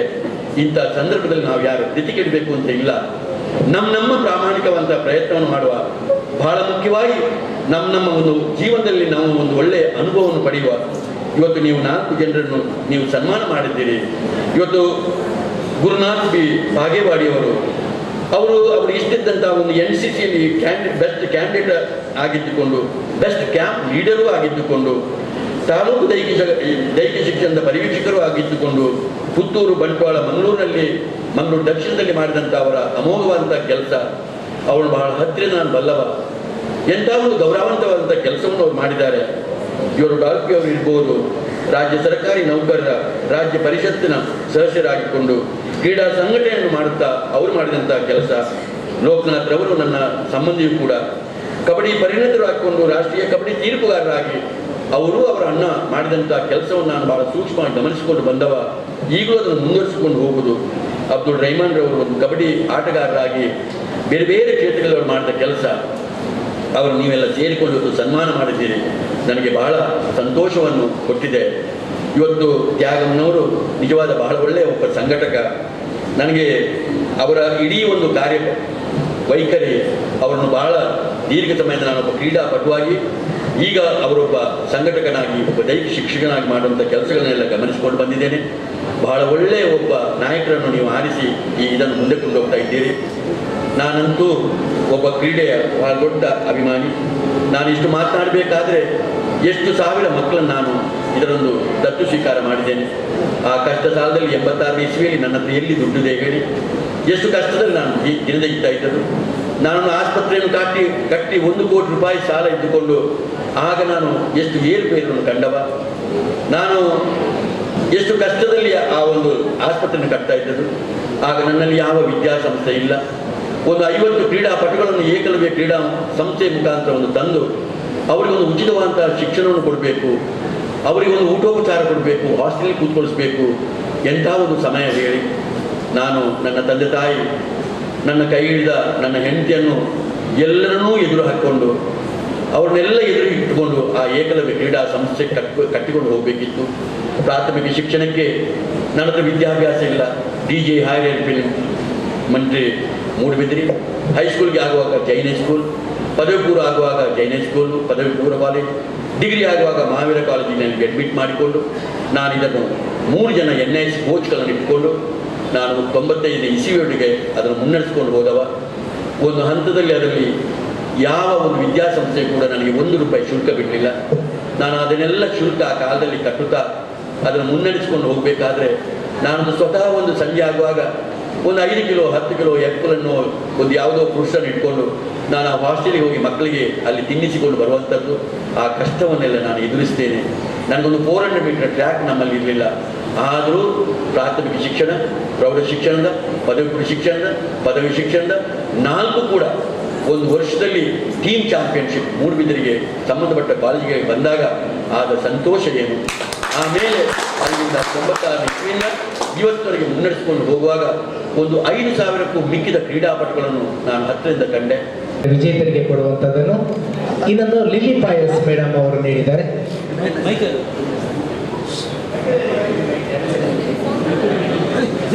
ನೋಡಿ ನೋಡಿ 1,000 ರೂಪಾಯಿಗೆ ಬಹುಮಾನ. ಹೆಸರು ಬರಲಿಲ್ಲ, ಮೊಬೈಲ್ ನಂಬರ್ ಯಾರು ನೋಡಿ 9481016542 ಕೊನೆಗೆ ಬಂದವರು ಯಾರು?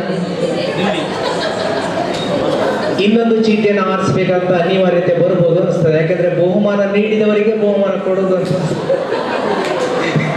ಬಹುಮಾನದ ಪ್ರಾಯೋಜಕರು ಶ್ರೀಮತಿ ಲಿಲಿ ಪಾಯಸ್, ಬಹುಮಾನ ಕೂಡ ಅವರಿಗೆ ಬಂದಿದೆ.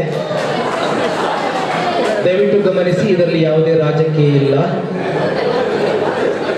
ಓಕೆ, ಇನ್ನೊಂದು 500 ರೂಪಾಯಿನ ಕೂಪನ್ ಚೀಟಿ ಶ್ರೀಮತಿ ಲಿಲಿ ಪಾಯಸ್ ಮೇಡಮ್ ಅವರು ಬಹುಶಃ 2,500 ಮೊತ್ತದ ಒಂದು ಕ್ಯಾರಂ ಬೋರ್ಡ್ ಬಹುಮಾನವಾಗಿ ನೀಡಿದ್ದಾರೆ. ನಾನಲ್ಲ, ನೀನಾ, ಶ್ರೀಮತಿ ನೀನಾ ಕುಮಾರಿ,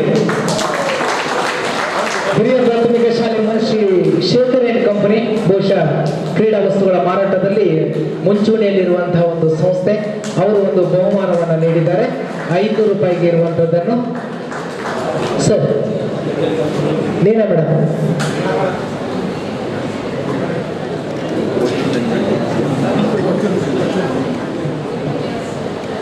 ವಿಜಯ್ ಜೋಸೆಫ್ ಸಿಕ್ವೇರಾ, ಪದವ ಪ್ರೈಮರಿ ಸ್ಕೂಲ್.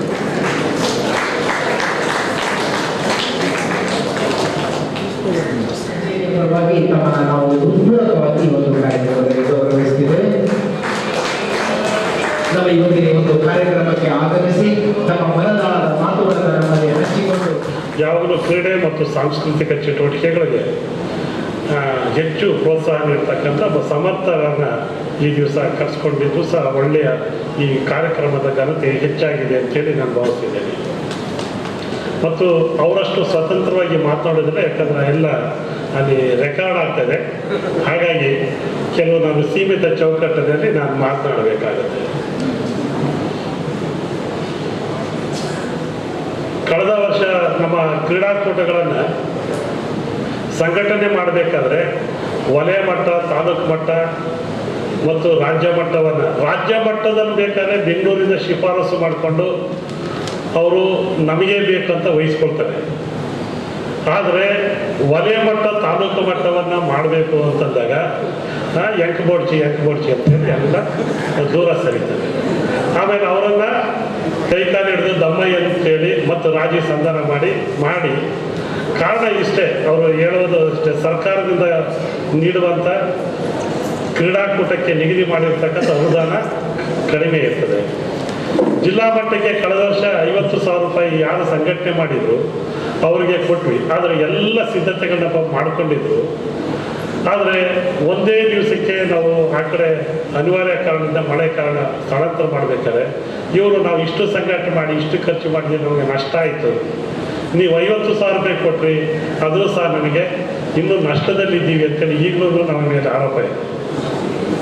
ಮತ್ತು ಇಡೀ ವರ್ಷದಲ್ಲಿ ನಮಗೆ ಸಂಗ್ರಹ ಆಗ್ತಕ್ಕಂಥ ಕ್ರೀಡಾ ನಿಧಿನಲ್ಲಿ 16 ಲಕ್ಷದಲ್ಲಿ ನಮಗೆ ಸುಮಾರು 5.5 ಲಕ್ಷ ರೂಪಾಯಿ ಇಟ್ಟು ಸಂದಾಯ ರಾಜ್ಯಕ್ಕೆ ನಾವು ಕೊಡ್ತೀವಿ.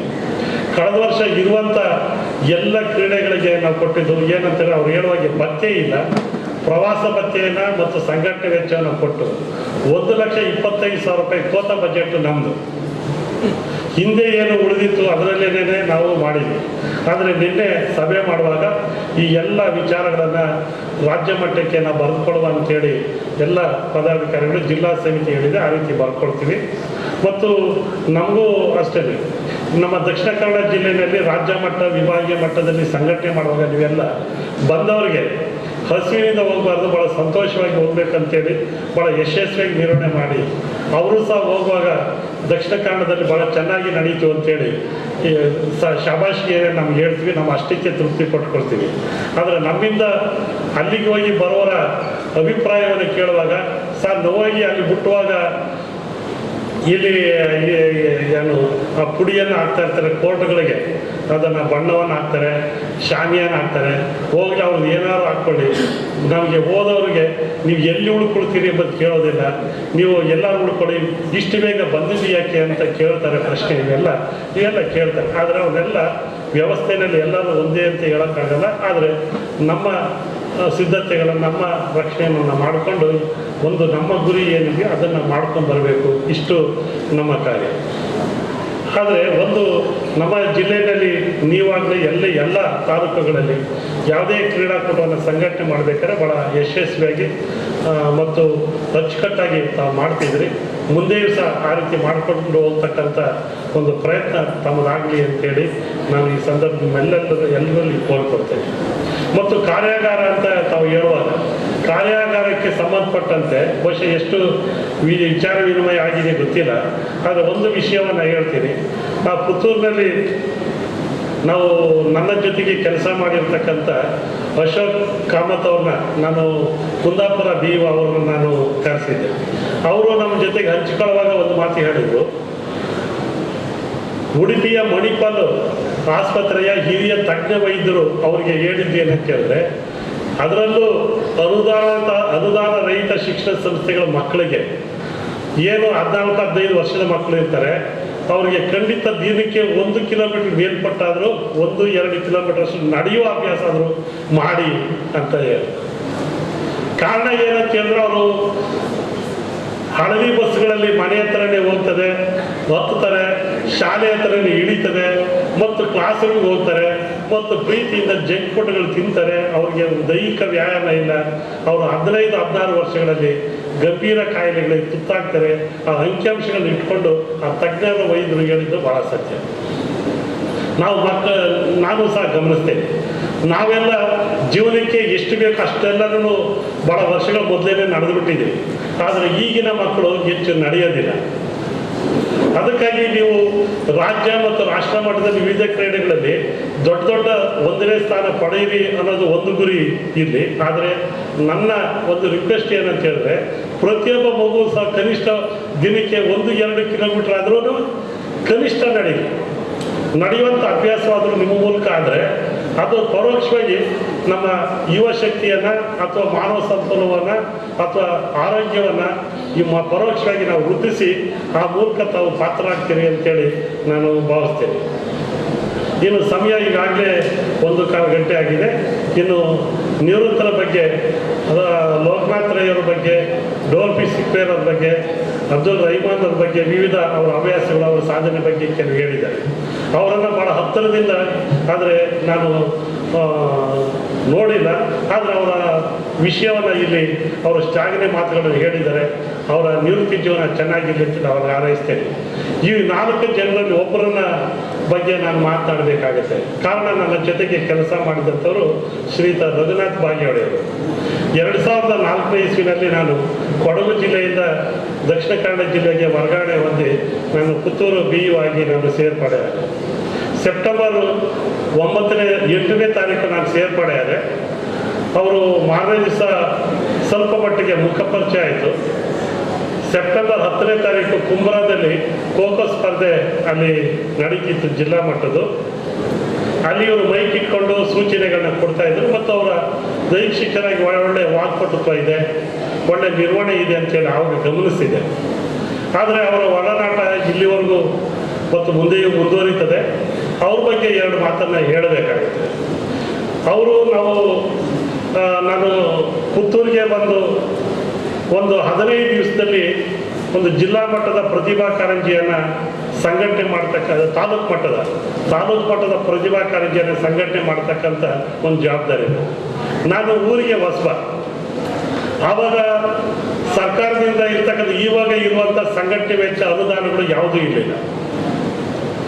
ಸಾರ್ವಜನಿಕರಿಂದ ಅವರವ್ರನ್ನ ಹಿಡಿದು ದೇಣಿಗೆ ಪಡೆದು ಸಂಘಟನೆ ಮಾಡ್ತಕ್ಕಂಥ ಯಶಸ್ಸುಗೊಳಿಸ್ಬೇಕಂತ ಜವಾಬ್ದಾರಿ. ನಾನು ಬಂದು ಊರಿಗೆ ಹೊಂದ್ಕೊಳ್ಳೋದು, ಇಲ್ಲಿಯ ಹವಾಮಾನಕ್ಕೆ ಎಲ್ಲ ಹೊಂದ್ಕೊಳ್ಳೋದ್ರಲ್ಲಿ ಇರಬೇಕಾದ್ರೆ ಅಷ್ಟು ಕಾಲಮಿತಿಯೊಳಗೆ ಮಾಡಬೇಕಾದ್ರೆ ಏನು ಮಾಡಬೇಕು ಅಂತಂದರೆ ಇವರು ನೋಡೋದು ಅಷ್ಟರಾಗಿದ್ರು. ಆದರೆ ನನಗೆ ಈ ಕಂಡವ್ರ ಹತ್ರ ಹೋಗಿ ಅಷ್ಟು ಕೊಡಿ ಇಷ್ಟು ಕೊಡಿ ಅಂತ ಕೇಳ್ತಕ್ಕಂಥದ್ದು ನನಗೆ ಸ್ವಾಭಿಮಾನಕ್ಕೆ ಧಕ್ಕೆ ಆಗುವಂಥ ವಿಚಾರ. ನನಗೆ ಅದು ಇಷ್ಟ ಇಲ್ಲ. ಹೇಗೆ ಮಾಡ್ಬೋದು ಅಂತಂದಾಗ ಬಹಳ ಅತ್ಯಂತ ಆತ್ಮೀಯರನ್ನು ಇಟ್ಕೊಂಡು ಯಾರು ಒಳ್ಳೆ ಮನಸ್ಸಿದೆ ಕೇವಲ ಒಂದು 8-10 ಜನರನ್ನು ನಾವು ಮಾತಾಡುವಾಗ ನಾವು ಅಷ್ಟೇ ಸೀಮಿತವಾಗಿ ನಾನು ಮಾತಾಡಿದೆ. ಆಗಿನ ಸಂದರ್ಭದಲ್ಲಿ 48,000 ಚಿಲ್ಡ್ರನಲ್ಲಿ ಮತ್ತು ಸರ್ ಎಲ್ಲಿ ಮಾಡೋದು ಅಂತಂದಾಗ ಯಾವ ಶಾಲೆಯವರು ಮುಂದೆ ಬರ್ತಕ್ಕಂಥ ಸ್ಥಿತಿ ಇರಲಿಲ್ಲ.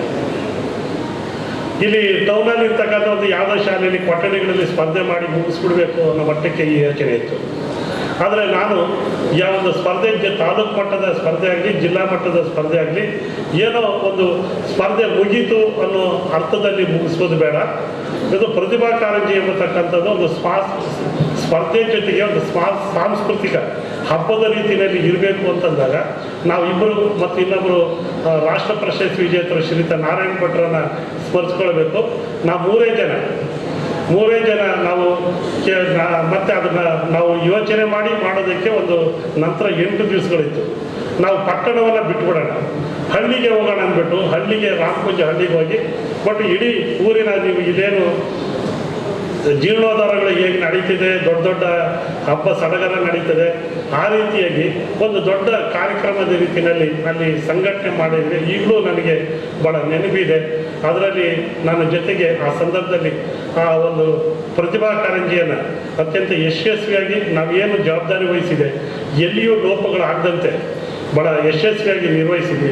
ಅಂದಿನಿಂದ ತಾಲೂಕು ಮಟ್ಟವನ್ನು ಮಾಡಬೇಕಾದ್ರೆ ಅಲ್ಲಿ ನಾವು ಯಾರು ವಹಿಸ್ಕೊಳ್ತೀವಿ ಅಂತ ಕೇಳೋ ಮಟ್ಟಕ್ಕೆ ಇರಲಿಲ್ಲ. ಇದು ನೋಡುವಾಗ ಆಡಳಿತ ಮಂಡಳಿಗಳು ಶಾಲೆ ಸರ್ ನಾವು ನಡೆಸ್ತೀವಿ, ನಮಗೊಂದು ಜವಾಬ್ದಾರಿ ಕೊಡಿ ಅಂತೇಳಿ. ಹಾಗಾಗಿ ನಂತರದ ನಮಗೆ ಸಮಸ್ಯೆಗಳೇ ಬರಲಿಲ್ಲ. ಈ ರೀತಿಯಾಗಿ ಒಂದು ಕ್ರೀಡಾಕೂಟ ಆಗಲಿ ಅಥವಾ ಒಂದು ಪ್ರವಾಸ ಆಗಲಿ ಅಥವಾ ಇನ್ನೊಂದು ಏನೇ ಒಂದು ಜವಾಬ್ದಾರಿ ಕೊಟ್ಟಾಗ ಅದನ್ನು ನಮಗೆ ಹೊರೆ ಅಂತ ಅನ್ನಿಸ್ಬಾರ್ದು. ಅವ್ರಿಗೆ ಏನು ಕೊಡ್ತೀವೋ ಅದನ್ನು ಇನ್ನೊಬ್ಬರಿಗೆ ಜವಾಬ್ದಾರಿ ಅಥವಾ ಹೊರೆ ಅಂತ ಅನ್ನಿಸ್ದೆ ತನ್ನ ಮೈ ಮೇಲೆ ಹಾಕ್ಕೊಂಡು ಭಾಳ ಅಚ್ಚುಕಟ್ಟಾಗಿ ಮಾಡ್ತಾಯಿದ್ರು ಅನ್ನೋದನ್ನು ಈ ಸಂದರ್ಭದಲ್ಲಿ ಅವ್ರ ಬಗ್ಗೆ ನಾನು ಅತ್ಯಂತ ಗೌರವಪೂರ್ವಕವಾಗಿ ಹೇಳ್ಕೊಳ್ತೀನಿ. ಎರಡನೇದಾಗಿ ಚುನಾವಣೆ ರೆವಿನ್ಯೂ ಅಥಾರಿಟಿ ಏನು ಮಾಡೋರು ಅವ್ರಿಗೆ ಬೇಕಾಗಿರ್ತಕ್ಕಂಥದ್ದು ಚುನಾವಣೆ ಕಾರ್ಯ ಅಚ್ಚುಕಟ್ಟಾಗಿ ಎಲ್ಲಿಯೂ ಲೋಪದಂತೆ ಆಗಬೇಕು. ತಾಲೂಕ್ ಪಂಚಾಯತು ಜಿಲ್ಲಾ ಪಂಚಾಯತು ಯಾವುದೇ ಚುನಾವಣೆ ಕಾರ್ಯಗಳಿದ್ದಾಗ ಮೊದಲು ನಾನು ಕಾಣಿಸ್ತಾ ಇದ್ದೆ, ನಂತರ ನನಗೆ RO ಮತ್ತು ARO ಅವರೇ, ಇನ್ನು ಇದು ಬಿಟ್ಟರೆ ಇನ್ನಿಬ್ಬರು ಹಾಕೋರು. ಇದನ್ನು ಸಹ ಜೊತೆಗಾಗಿ ನಾವು ಮಾಡಿದ್ವಿ, ಎಲ್ಲೂ ತಪ್ಪಾಗ್ತೈತೆ. ಮತ್ತು ರಾಷ್ಟ್ರೀಯ ಹಬ್ಬಗಳು ನಡೆಯುವಾಗ ಅಲ್ಲಿ ಏನೋ ಒಂದು ಅಷ್ಟು ಸಾಂಸ್ಕೃತಿಕ ಚಟುವಟಿಕೆ ನಡೆದ್ಬಿಡೋದು, ಹೋಗ್ಬಿಡೋದು, ಮರ್ತೋಗ್ಬಿಡೋದು. ಆದರೆ ಅಲ್ಲಿ ಕನ್ನಡ ರಾಜ್ಯೋತ್ಸವ, ಗಣರಾಜ್ಯೋತ್ಸವ ಮತ್ತು ಸ್ವಾತಂತ್ರ್ಯ ದಿನೋತ್ಸವದಲ್ಲಿ ಅಲ್ಲಿ ಇಡೀ ತಾಲೂಕು ಮಟ್ಟದಲ್ಲಿ ನಡೆಯುವಾಗ ಭಾಳ ವ್ಯವಸ್ಥಿತ ರೀತಿಯಲ್ಲಿ ಅಲ್ಲಿ ಸಂಘಟನೆ ಮಾಡ್ತಾ ಇದ್ವಿ. ಮತ್ತು ಅಲ್ಲಿ ರಿಹರ್ಸಲ್ ಹೋಗುವಾಗ ಅಲ್ಲಿ ಏನು ಸಲಹೆಗಳನ್ನ ಕೊಡ್ತಾಯಿದ್ವಿ. ಕೊಟ್ಟಾಗ ಭಾಳ ಅದ್ಧೂರಿಯಾಗಿ ನಡೆಯುವಾಗ ಯಾವ ರೀತಿ ಜನರು ಬಾರದೇ ಇರ್ತಕ್ಕಂಥ ದೇಶಭಕ್ತಿ ಇರ್ತಕ್ಕಂಥ ನಾಡಭಕ್ತಿ ಇರ್ತಕ್ಕಂಥವ್ರು ಪ್ರತಿಯೊಬ್ಬ ಜನರು ಬರುವಂಥ ಸನ್ನಿವೇಶ ಇರಬೇಕು. ಆದರೆ ಜನರು ಒಂದು ಹಂತದಲ್ಲಿ ಬರ್ತಾ ಇರಲಿಲ್ಲ. ಆದರೆ ಮಕ್ಕಳು ಶಾಲಾ ಕಾರ್ಯಕ್ರಮ ಶಿಕ್ಷಕರು ಮಾಡುವಂಥ ಸಂಘಟನೆ ಮಾಡ್ತಕ್ಕಂಥ ಕಾರ್ಯಕ್ರಮ ಇದು ಎಲ್ಲ ಪ್ರಚಾರವಾಗಿ ಪ್ರತಿಯೊಂದು ನಾಡಹಬ್ಬ ರಾಷ್ಟ್ರೀಯ ಹಬ್ಬಗಳಿಗೆ ಸಾರ್ವಜನಿಕರು ಇಂಥ ಶಿಕ್ಷಣ ಇಲಾಖೆ ಕಾರ್ಯಕ್ರಮ ಇದೆ ಅಂತಲೇ ಜನ ಬಂದು ಬರೋರು. ಇಂಥ ಒಂದು ವಾತಾವರಣವನ್ನು ಅಲ್ಲಿ ಅವರ ಸಹಕಾರದಿಂದ ಅವರ ನೇತೃತ್ವದಲ್ಲಿ ಆಯಿತು ಅನ್ನೋದನ್ನು ಇದು ಸ್ಮರಿಸ್ಕೊಳ್ತೀನಿ. ಮತ್ತು ಅವರ ವೈಯಕ್ತಿಕವಾಗಿ ಹೇಳೋದಾದರೆ ನನಗೆ ಇಷ್ಟವಾಗೋದು ಅವರ ಡ್ರೆಸ್ ಕೋಡಲ್ಲಿ ಬಹುಶಃ ಅವರು ಮನೆಯವರು ಒಂದು ಸಜೆಷನ್ ಕೊಟ್ಟಿರ್ಬೋದು. ಎರಡನೇದಾಗಿ ನಾನು ಕೊಡ್ತಾ ಇದ್ದೆ ಅವ್ರಿಗೆ, ನಿಮ್ಮದು ಹೀಗೆ ಇದೆ, ಒಂದಷ್ಟು ಅಪ್ರಿಷಿಯೇಷನ್ ಮಾಡ್ತಿದ್ದೆ, ನಿಮ್ಮದು ನೀಟ್ನೆಸ್ ಚೆನ್ನಾಗಿದೆ, ಡ್ರೆಸ್ ಕೋಡ್ ಚೆನ್ನಾಗಿದೆ. ನಾನು ಆವಾಗಿಂದ ಏನು ನೋಡ್ತಿದ್ದೀನೋ ಈಗಲೂ ಅದನ್ನು ನಾನು ಮೆಚ್ಕೊಳ್ತೀನಿ. ಮತ್ತು ಅವರು ಯಾವಾಗಲೂ ಫಿಸಿಕಲ್ ಫಿಟ್ನೆಸ್ಗೆ ಹೇಳೋರು, ಕೆಲವು ನನಗೂ ಸಲಹೆ ಕೊಡ್ತಾರೆ, ಅವರೂ ಹಾಗೆ ಪಾಲನೆ ಮಾಡೋದು. ಹೀಗಾಗಿ ಅವರು ನಿವೃತ್ತಿ ಆಗಿದ್ದಾರೆ ಎಂಬತಕ್ಕಂಥದ್ದು ಅನಿಸೋದಿಲ್ಲ. ಅದು ಸರ್ಕಾರಿ ದಾಖಲೆಗಳ ಪ್ರಕಾರ ಅವರು ಆಗಿದ್ದಾರೆ. ರಾಷ್ಟ್ರ ಮಟ್ಟದಲ್ಲಿ ಸಾಧನೆ ಮಾಡಿದಂತಹ ಮಂಗಳೂರು ದಕ್ಷಿಣ ವಲಯದ ಕ್ರೀಡಾಪಟುಗಳನ್ನು ಗೌರವಿಸಬೇಕಾಗಿ ನಾನು ನಮ್ಮ ಇವತ್ತಿನ ಈ ಸಮಾರಂಭದ ಗಣ್ಯರಿಗೆ ವಿನಂತಿ ಮಾಡಿಕೊಂಡು ಇವತ್ತು ರಾಜ್ಯ ಮಟ್ಟದಲ್ಲಿ ರಾಷ್ಟ್ರ ಮಟ್ಟದಲ್ಲಿ ಸಾಧನೆ ಮಾಡಿದಂತಹ ಶ್ರೀ ರಾಮಕೃಷ್ಣ ಪಾಠಶಾಲೆ ಪ್ರೌಢಶಾಲೆ ಮಂಗಳೂರು ಜಿಲ್ಲೆಯ ರಚನಾ ರಾವ್ ವೇದಿಕೆ ಆಗಮಿಸಬೇಕು. ರಾಜ್ಯ ಮಟ್ಟದಲ್ಲಿ 50 ಮೀಟರ್ ಬ್ರೆಸ್ಟ್ ಸ್ಟ್ರೋಕ್ ಅಲ್ಲಿ ಪ್ರಥಮ ಸ್ಥಾನ, 100 ಮೀಟರ್ ಬ್ರೆಸ್ಟ್ರೋಕಲ್ಲಿ ಪ್ರಥಮ ಸ್ಥಾನ, 200 ಮೀಟರ್ ಬ್ರೆಸ್ಟ್ರೋಕಲ್ಲಿ ಪ್ರಥಮ ಸ್ಥಾನ ಗಳಿಸಿಕೊಂಡು ರಾಷ್ಟ್ರ ಮಟ್ಟದ ಸ್ಪರ್ಧೆಯಲ್ಲಿ 50 ಮೀಟರ್ ಬ್ರೆಸ್ಟ್ರೋಕಲ್ಲಿ ದ್ವಿತೀಯ ಸ್ಥಾನ, 100 ಮೀಟರ್ ಬ್ರೆಸ್ಟ್ರೋಕಲ್ಲಿ ದ್ವಿತೀಯ ಸ್ಥಾನ, 200 ಮೀಟರ್ ಬ್ರೆಸ್ಟ್ರೋಕಲ್ಲಿ ದ್ವಿತೀಯ ಸ್ಥಾನವನ್ನು ಮಾಡಿ ನಮ್ಮ ತಾಲೂಕಿಗೆ, ಜಿಲ್ಲೆಗೆ, ರಾಜ್ಯಕ್ಕೆ ಕೀರ್ತಿಯನ್ನು ತಂದಂತಹ ರಚನಾರವರಿಗೆ ವಂದನೆಗಳು.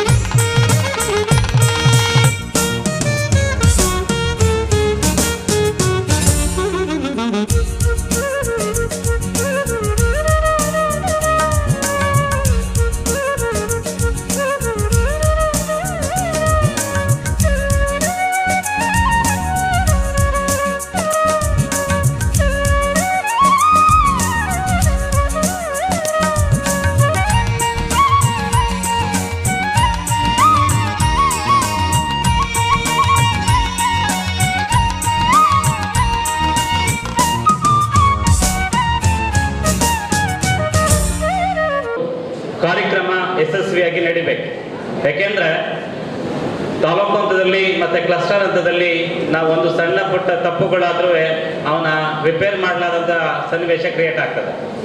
ಫಸ್ಟ್ ಆಫ್ ಆಲ್ ನಾವು ಶಿಷ್ಟಾಚಾರವನ್ನು ಪಾಲನೆ ಮಾಡಬೇಕು.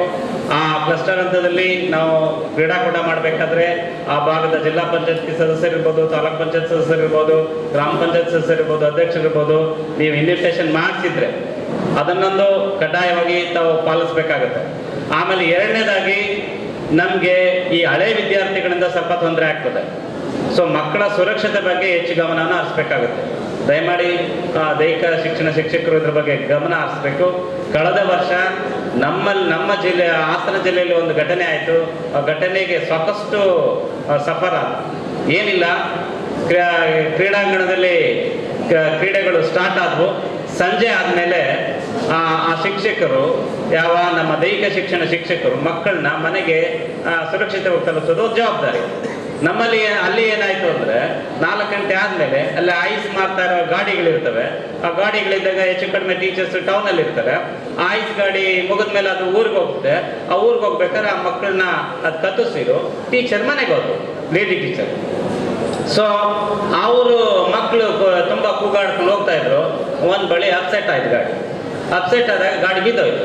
ಗಾಡಿ ಬಿದ್ದೋದಾಗ ಅಲ್ಲಿ ಒಬ್ಬ ಹಳೆ ವಿದ್ಯಾರ್ಥಿ ಸ್ಪಾಟ್ ಅಲ್ಲೇ ತೀರಿ ಹೋದ. ನಮ್ಮ ಮಕ್ಕಳಿಗೆ 11 ಮಕ್ಕಳಿಗೆ SLC ಮಕ್ಕಳಿಗೆ ತುಂಬ ತೀವ್ರತರವಾದ ಗಾಯ ಅದು. ಆಗ ಬಂದಿದ್ದು ಹೆಡ್ ಮಾಸ್ಟರ್ ಮೇಲೆ ಮತ್ತು ಟೀಚರ್ಸ್ ಮೇಲೆ. ಸೊ ಹೆಡ್ ಮಾಸ್ಟರ್ ಮೆಮೊ ಹಾಕಿಲ್ಲ, ಟೀಚರ್ಸ್ಗೆ ವಹಿಸಿಲ್ಲ. ಏನು ಮಾಡಬೇಕು? ದೊಡ್ಡ ಸಮಸ್ಯೆ ಆಗುತ್ತೆ. ಆಮೇಲೆ ಏನೋ ಪಾಪ ಹೆಡ್ ಮಾಸ್ಟ್ರು ಅವರು ರಿಟೈರ್ಡ್ ಹಂತದಲ್ಲಿದ್ದಾರೆ. ಅವರು ಕೈಲಿಂದ 2 ಲಕ್ಷ ಹಣ ಖರ್ಚು ಮಾಡಿ ಅಲ್ಲಿ ಪೇರೆಂಟ್ಸ್ಗೆ ಸಾಂತ್ವನ ಹೇಳಿ, ಮಕ್ಕಳಿಗೆ ಸಾಂತ್ವನ ಹೇಳಿ, ಅವ್ರಿಗೆ ಒಳ್ಳೆ ಏನೋ ಚಿಕಿತ್ಸೆ ಕೊಟ್ವಿ, ಮಕ್ಕಳು ಏನು ಸಮಸ್ಯೆ ಇಲ್ಲ, ಅವ್ರು ಹುಷಾರಾದರು. ಬಟ್ ಹಳೆ ವಿದ್ಯಾರ್ಥಿಗಳು ಏನು ಮಾಡ್ತಾರೆ ಅಂದರೆ, ಈಗ SLC ಪಾಸ್ ಆಗಿರೋ ಮಕ್ಕಳು PUC ನಲ್ಲಿದ್ದಾರೆ, ಅವರು ನಮ್ಮ ಮಕ್ಕಳು ನಮ್ಮ ಜೊತೆ ಸೇರ್ತಾರೆ. ಸೊ ಹಾಗಾದಾಗ ಈ ಪ್ರಾಬ್ಲಮ್ ಕ್ರಿಯೇಟ್ ಆಗುತ್ತೆ. ಸೊ ಹಾಗಾಗಿ ಇದು ವೆರಿ ಇಂಪಾರ್ಟೆಂಟ್. ನೆನ್ಪಿಟ್ಕೊಳ್ಳಿ, ಮಕ್ಕಳ ಸುರಕ್ಷತೆ ಬಗ್ಗೆ ದಯಮಾಡಿ ಒಂದು ಗಮನವನ್ನು ತಗೋಬೇಕಾಗ್ತದೆ. ಮತ್ತು ಜೊತೆಗೆ ಈ ಸಂಘಟನಾ ಶಾಲೆಯ ಮುಖ್ಯ ಶಿಕ್ಷಕರಲ್ಲಿ ಬಂದಿದ್ದೀರಾ, ಮತ್ತು ದೈಹಿಕ ಶಿಕ್ಷಣ ಶಿಕ್ಷಕರು ಬಂದಿದ್ದೀರಾ. ಯಶಸ್ವಿಯಾಗಿ ತುಂಬ ಜವಾಬ್ದಾರಿಯಿಂದ ನಡೆಸ್ಕೊಟ್ರೆ ಯಾವುದೂ ಸಮಸ್ಯೆ ಆಗಲ್ಲ. ಯಶಸ್ವಿಯಾಗಿ ನಡಿಬೇಕು. ಆ ನಿಟ್ಟಿನಲ್ಲಿ ನಾವೆಲ್ಲ ಶ್ರಮ ಹಾಕಿ ಕೆಲಸ ಮಾಡೋಣ ಅಂತ ಈ ಸಂದರ್ಭದಲ್ಲಿ ನಾವು ಹೇಳ್ತಾ, ಈ ಒಂದು ಸಂದರ್ಭದಲ್ಲಿ ನಿವೃತ್ತರಾದ ಶ್ರೀಯುತ ಗುರುನಾಥ್ ಬಾಗೇವಾಡಿಯವರು ಇವರಿಗೆ ಸನ್ಮಾನವನ್ನು ಮಾಡಿದ್ವಿ. ಅವರ ಸೇವೆ ಸುಮಾರು 14-15 ವರ್ಷ ಪರಿವೀಕ್ಷಕರಾಗಿ ಒಳ್ಳೆ ಕೆಲಸ ಮಾಡಿದ್ದಾರೆ. ಪುತ್ತೂರಿನಲ್ಲಿ ಕೆಲಸ ಮಾಡಿದ್ದಾರೆ, ಬಂಟ್ವಾಳದಲ್ಲಿ ಕೆಲಸ ಮಾಡಿದ್ದಾರೆ. ನಮ್ಮ ಜೊತೆ ಒಂದು 4 ತಿಂಗಳು ಕೆಲಸ ಮಾಡಿದ್ವಿ ಅಷ್ಟೇ. ಅವ್ರಿಗೆ ಪದೇ ಹೇಳ್ತಾ ಇದ್ದೆ, ನಿಮ್ಗೆ ಇನ್ನೂ ಒಂದು 10 ವರ್ಷ ಕೊಟ್ಟರೆ ಕೆಲಸ ಮಾಡುವಷ್ಟು ಆರೋಗ್ಯವನ್ನು ಕಾಪಾಡ್ಕೊಂಡಿದ್ದೀರಾ, ಚೆನ್ನಾಗಿದ್ದೀರಾ, ನಿಮ್ಮ ನಿವೃತ್ತಿ ಬದುಕು ತುಂಬ ಚೆನ್ನಾಗಿರಲಿ ಅಂತ ಹಾರೈಸ್ತಾ ಅಂತ ಹೇಳ್ತಾ ಈ ಸಂದರ್ಭದಲ್ಲಿ ತುಂಬ ತುರ್ತು ಕಾರ್ಯಕ್ರಮಗಳಿರೋದ್ರಿಂದ ಇನ್ನೊಮ್ಮೆ ಈ ಒಂದು ಕಾರ್ಯಕ್ರಮ ಯಶಸ್ವಿಯಾಗಲಿ. ಈ ಕಾರ್ಯಕ್ರಮವನ್ನು ಮಾಡಲಿಕ್ಕೆ ಅವಕಾಶ ಮಾಡಿಕೊಂಡ ಈ ಸಂಸ್ಥೆಯ ಸಂಚಾಲಕರು ಮತ್ತು ಈ ಒಂದು ಕಾರ್ಯಕ್ರಮವನ್ನು ತುಂಬ ಯಶಸ್ವಿಯಾಗಿ ನಿರ್ವಹಿಸಿದಂಥ ನಮ್ಮ ತ್ಯಾಗಮ್ಮ ಅವರ ಟೀಮ್ ಏನಿದೆ ಎಲ್ಲರೂ ಸೇರಿ, ರಣವೀರ್ ಸಿಕ್ಕರ್ ಅವರು, ರಾಜೀವ್ ನಾಯ್ಕರವರು, ಲಿಲ್ಲಿ ಪಾಯ್ಸ್ ಅವರು, ಪ್ರಮೋದ್ ಕುಮಾರ್ ಅವರು, ಪ್ರೀತಮ್ ಮುಲ್ಲಾಳ್ ಅವರು ಮತ್ತು ಉಳಿದ ಅವರ ಒಂದು ಟೀಮ್ ಏನಿದೆ, ಆ ಟೀಮ್ಗೆ ಇನ್ನೊಮ್ಮೆ ನಮ್ಮ ದಕ್ಷಿಣ ವಲಯದ ಕ್ಷೇತ್ರ ಶಿಕ್ಷಣಾಧಿಕಾರಿಗಳ ಕಚೇರಿ ಪರವಾಗಿ ಅವರಿಗೆ ಧನ್ಯವಾದಗಳು ಹೇಳಿದ್ದಾರೆ. ನಮ್ಮ ಸಂಘದ ಅಧ್ಯಕ್ಷರು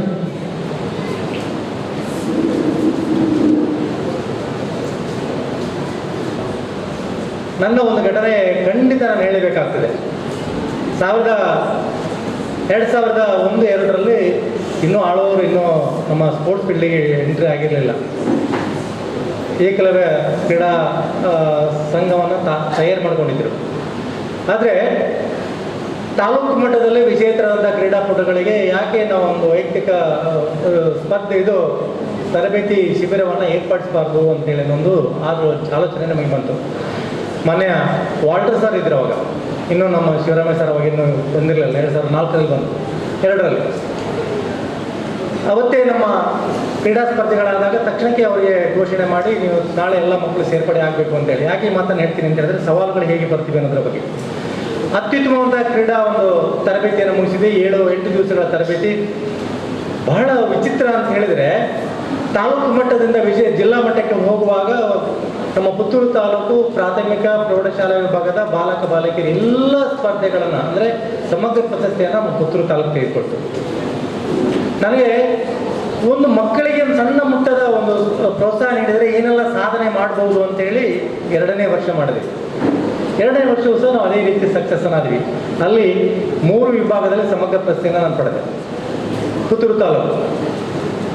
ನಂತರದಲ್ಲಿ ವಿಷಯ ಹೇಗೆ ಸವಾಲುಗಳು ಎದುರಾಗ್ತಿವೆ ಅಂತ ಹೇಳಿದರೆ, ಈ 2 ವರ್ಷ ತರಬೇತಿಗಳನ್ನು ಮಾಡಿದಾರಲ್ಲ, ಈ ತರಬೇತಿಗೆ ಹೇಗೆ ಹಣವನ್ನು ಸಂಗ್ರಹಣೆ ಮಾಡಿದ್ರು, ಎಷ್ಟು ಉಳಿತಾಯ ಇತ್ತು, ಲೆಕ್ಕಾಚಾರ ಕೊಡಬೇಕು ಅಂತ ಪ್ರಶ್ನೆ ಹುಟ್ಟಿಕೊಂಡದ್ದು ಅಲ್ಲಿ. ನಿಜವಾಗ್ಲೂ ನಾನು ಇವತ್ತು ಪ್ರಮಾಣೀಕರಿಸಿ ಹೇಳ್ತೀನಿ, ಯಾರಿಂದಲೂ 10 ಪೈಸೆ ಸಂಗ್ರಹಣೆ ಮಾಡಿರಲಿಲ್ಲ. 10 ಪೈಸೆ ಯಾವ ಡೋನರ್ಸ್ನ ಸಂಗ್ರಹಣೆ ಮಾಡಿರಲಿಲ್ಲ. ಹಾಗಾದರೆ ಸ್ಪರ್ಧೆಗಳನ್ನು ಹೇಗೆ ಮಾಡ್ಬೋದು, ತರಬೇತಿಗಳನ್ನು ಹೇಗೆ ಮಾಡ್ಬೋದು?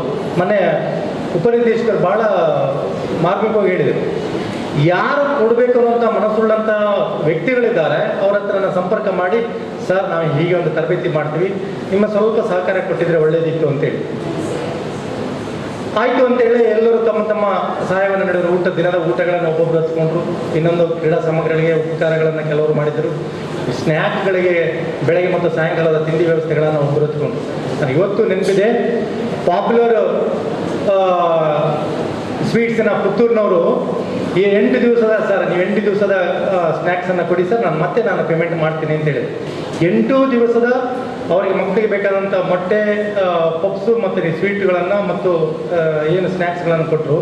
8 ದಿವಸದ ನಂತರ ಅವ್ರು ಹೇಳಿದರು, ಸರ್ ನಾನು ಎಷ್ಟಾಗಿದೆ ಪೇಮೆಂಟ್ ಅಂತ ಕೇಳುವಾಗ, ಸರ್ ಅದು ಮಕ್ಕಳಿಗೆ ಕೊಟ್ಟಿದ್ದೀನಿ, ನಿಮಗೆಲ್ಲ ಕೊಟ್ಟದ್ದು ಅಂತೇಳಿ. ಅಂದರೆ ಕೊಡುವಂಥ ಭಾವನೆಗಳು, ಕೊಡುವಂಥ ವ್ಯಕ್ತಿಗಳು ನಮ್ಮ ಸಮಾಜದಲ್ಲಿ ಅನೇಕ ಜನರಿದ್ದಾರೆ. ಆದರೆ ಆ ಕ್ರೋಢೀಕರಿಸುವಂಥ ಛಲ ನಮ್ಮಲ್ಲಿ ಬರಬೇಕು. ಪ್ರಿಯ ವಿದ್ಯಾರ್ಥಿಗಳ ಬಹುಶಃ ಮೊನ್ನೆ ಆಳ್ವ ಸರ್ ಬಹಳ ನೋವನ್ನು ಹೇಳ್ಕೊಂಡು ಹೋದ್ರು. ಅವರೊಟ್ಟಿಗೆ DDP ಸರ್ ಮತ್ತು BO ಸರ್ ಇದ್ದರೆ ಒಳ್ಳೇದಿತ್ತು ನನ್ನ ಒಂದಿದು. ಯಾಕೆಂತ ಕೇಳಿದ್ರೆ ಇವತ್ತು ಕ್ರೀಡಾ ಎಲ್ಲ ಚಟುವಟಿಕೆಗಳನ್ನು ನಡ್ತಾ ಇರೋದು ಸರ್ಕಾರದ ಯಾವುದೇ ಅನುದಾನಗಳಿಂದಲ್ಲ.